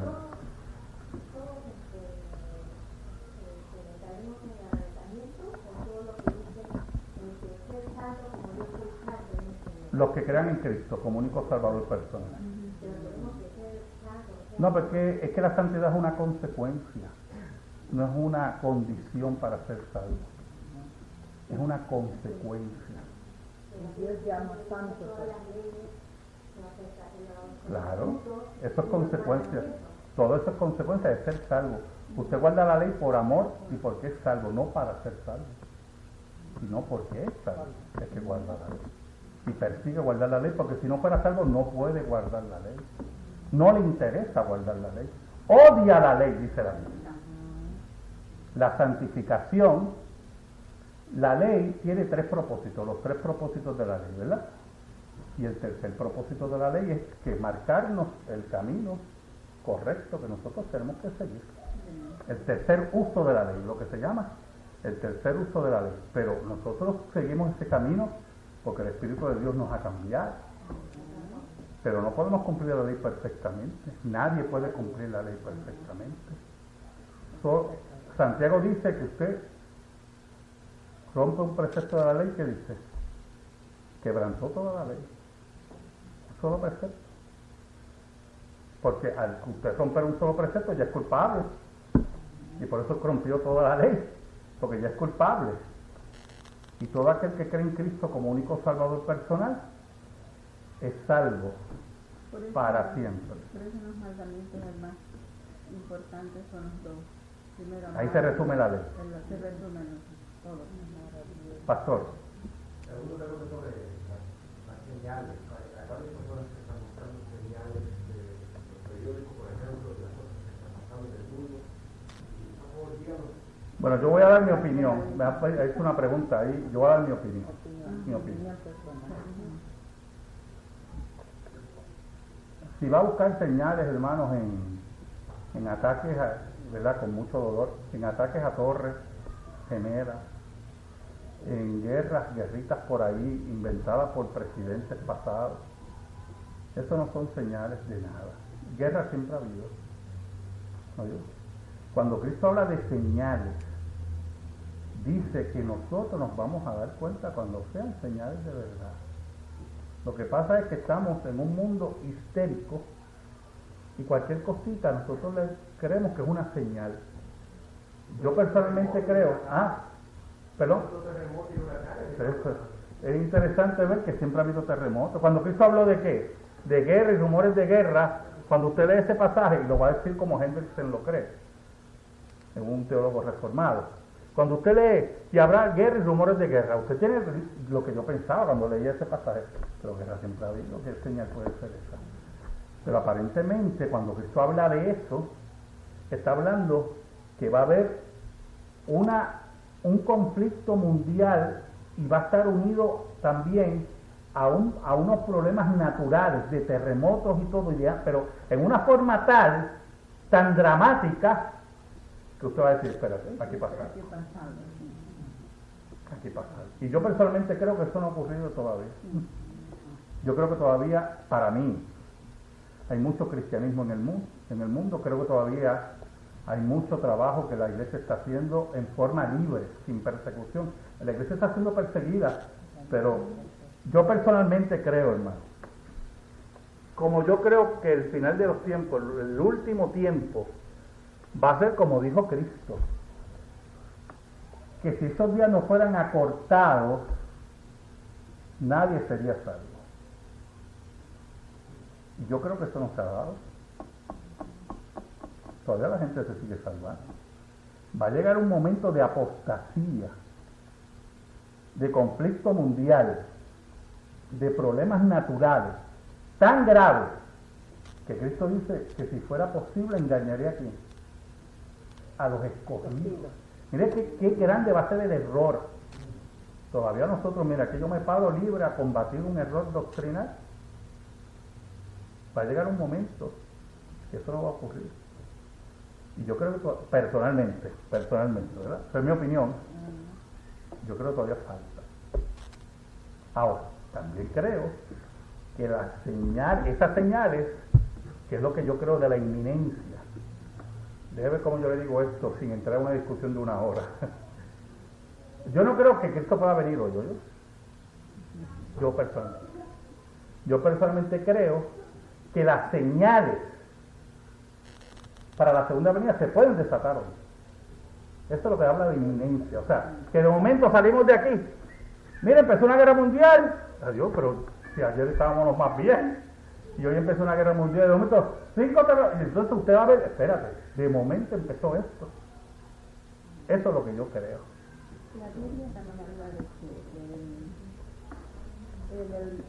como la señal esa dice que a la persona embarazada más le vale no haber estado embarazada. Claro, lo que pasa es que ahí entramos en Mateo 24, que yo solo voy a dejar a su pastor. Nosotros creemos, yo creo que el pastor está de acuerdo conmigo, que parte de la profecía de Mateo 24 ya se cumplió en el año 70. Porque Cristo habló de la destrucción de Jerusalén en Mateo 24. Usted va a notar que en la profecía de Mateo 24 habla del fin del mundo, pero también habla del año 70 de nuestra era, cuando el templo fue destruido. Cuando Cristo dice, los que estén en las montañas no bajen, ni el que esté en el campo no venga, se refiere al año 70, porque Tito está entrando, matando a todo el mundo y destruyendo Jerusalén. Si tú estás en el campo, no te metas para Jerusalén, porque te van a arrancar la cabeza. Y si estás en la montaña, no bajes. Y las que están encintas, ¡ay! Porque los soldados romanos entraban y mataban a todo el mundo. Esa parte de la profecía ya se cumplió. Mi opinión es que Mateo 24 es el capítulo entero hace del año 70. Mira, y esa es otra opinión. Por eso digo que el pastor es que debe darle ese estudio, ¿verdad? Exacto, eso es otro ejemplo, para que usted vea que son parte dentro de la teología reformada, dentro de las interpretaciones. Lo importante es que usted no crea en el dispensacionalismo, porque eso sí que es un disparate. No hay quien lo crea. No hay quien lo crea. Y por eso le digo que son temas que aún dentro de la teología reformada hay diferencias, pero nosotros consideramos diferencias. Ya el dispensacionalismo es un error doctrinal, es otra cosa. Es otra cosa.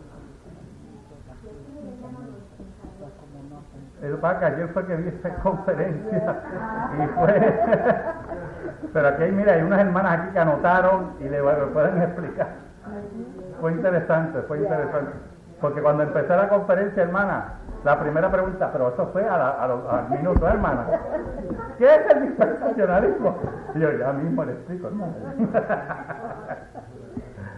¿Alguna otra pregunta?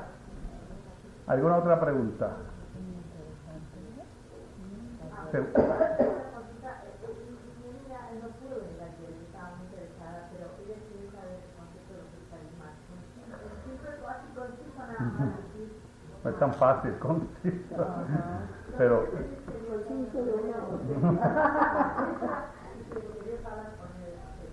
exacto, ese es un carismático. Aquel que cree que Dios habla a través de profetas, a través de la lengua, que Dios habla por visiones. Otros que dicen, Dios me habla audiblemente. Mire, si Dios le habla a usted audiblemente, lo menos que usted va a estar diciendo, Dios me habla audiblemente. Porque ese día usted va a estar 3 días en el piso. Si usted lee la Biblia, cuando Dios hablaba audiblemente a la gente, ¿qué pasaba? La gente se caía al piso, se enferma. Y usted ve a la gente por ahí, Dios me habló brevemente esta mañana. Embuste, que es un embustero, es un mentiroso. Ellos hablan así como que Dios es un grupo de mentirosos que están buscando dinero. Hermano, eso es lo que Dios le habla a usted libremente. Por favor, hay que ser más serios en estas cosas. Y hay que tener cuidado de estar tomando el nombre de Dios en vano. Tomando el nombre de Dios en vano, que la Biblia lo dice, no va a tener por inocente al que tome su nombre en vano. Eso es causa, y todo aquel que cree en profetas hoy, apóstoles, está siguiendo a falsos maestros y falsos apóstoles. Y la creencia en los ángeles tampoco. Sí, los ángeles existen. Claro que sí. Ahora mismo hay ángeles aquí. Aquí hay ángeles, hermano, entre nosotros. Pero el ministerio de que los ángeles nos comuniquen, ese ministerio ya terminó. Ahora los ángeles nos cuidan. Pero que esta mañana vino un ángel y me habló. Tiene que ir a un psiquiatra, porque es que este ministerio ya terminó. Ya terminó. Porque si un ángel le habló, tuvo que ser de parte de Dios. Y si fue de parte de Dios, entonces ya usted tiene una palabra de Dios aparte de la Biblia. Si usted hay que añadirle a la Biblia lo que el ángel le dijo a usted. Por eso cuando usted ve en las librerías conversaciones con ángeles, esos son un grupo de charlatanes que le quieren quitar el dinero a usted. Y usted compra el libro y le cree. Mira, el ángel la visitó. El ángel la visitó. O gente que dice, es que hay que tener paciencia con esta gente. Esta mañana me visitó un ángel que te dijo, no, solamente se me apareció. Eso no es la labor de los ángeles, aparecerse así como mis universos, llegué aquí. ¿Qué es eso? O sea, ¿dónde la Biblia dice que los ángeles se aparecieron sin enviar un mensaje? Aún la aparición de un ángel implicaba un mensaje. Cuando Eliseo, el siervo de Eliseo, le dice, Señor, ¿y ahora qué vamos a hacer? Ahí vienen los asirios. Esta gente, y Eliseo, ¿qué le dice? Ora y dice, Señor, abre los ojos a este zángano para que vea. Y dice la Biblia que Dios le abrió los ojos y vio que un ejército de ángeles que protegía a Israel y a Eliseo. ¿Cuál fue el mensaje que le dio? Dios está contigo. Pero la gente cuando dice, no, esta mañana se me apareció un ángel, no le dijo nada. Es lo que quiere decir, mira, a mí se me aparecen ángeles. Y usted le tiene que decir, como quiera, vale $20 la comida que cogiste, ¿oíste? Aunque se te apareció un ángel. Por ejemplo, yo tengo un testimonio de mi hijo. Cuando lo iban a operar, él dice que uno se llama, mi hermana le habló por teléfono, Muy bien, muy bien.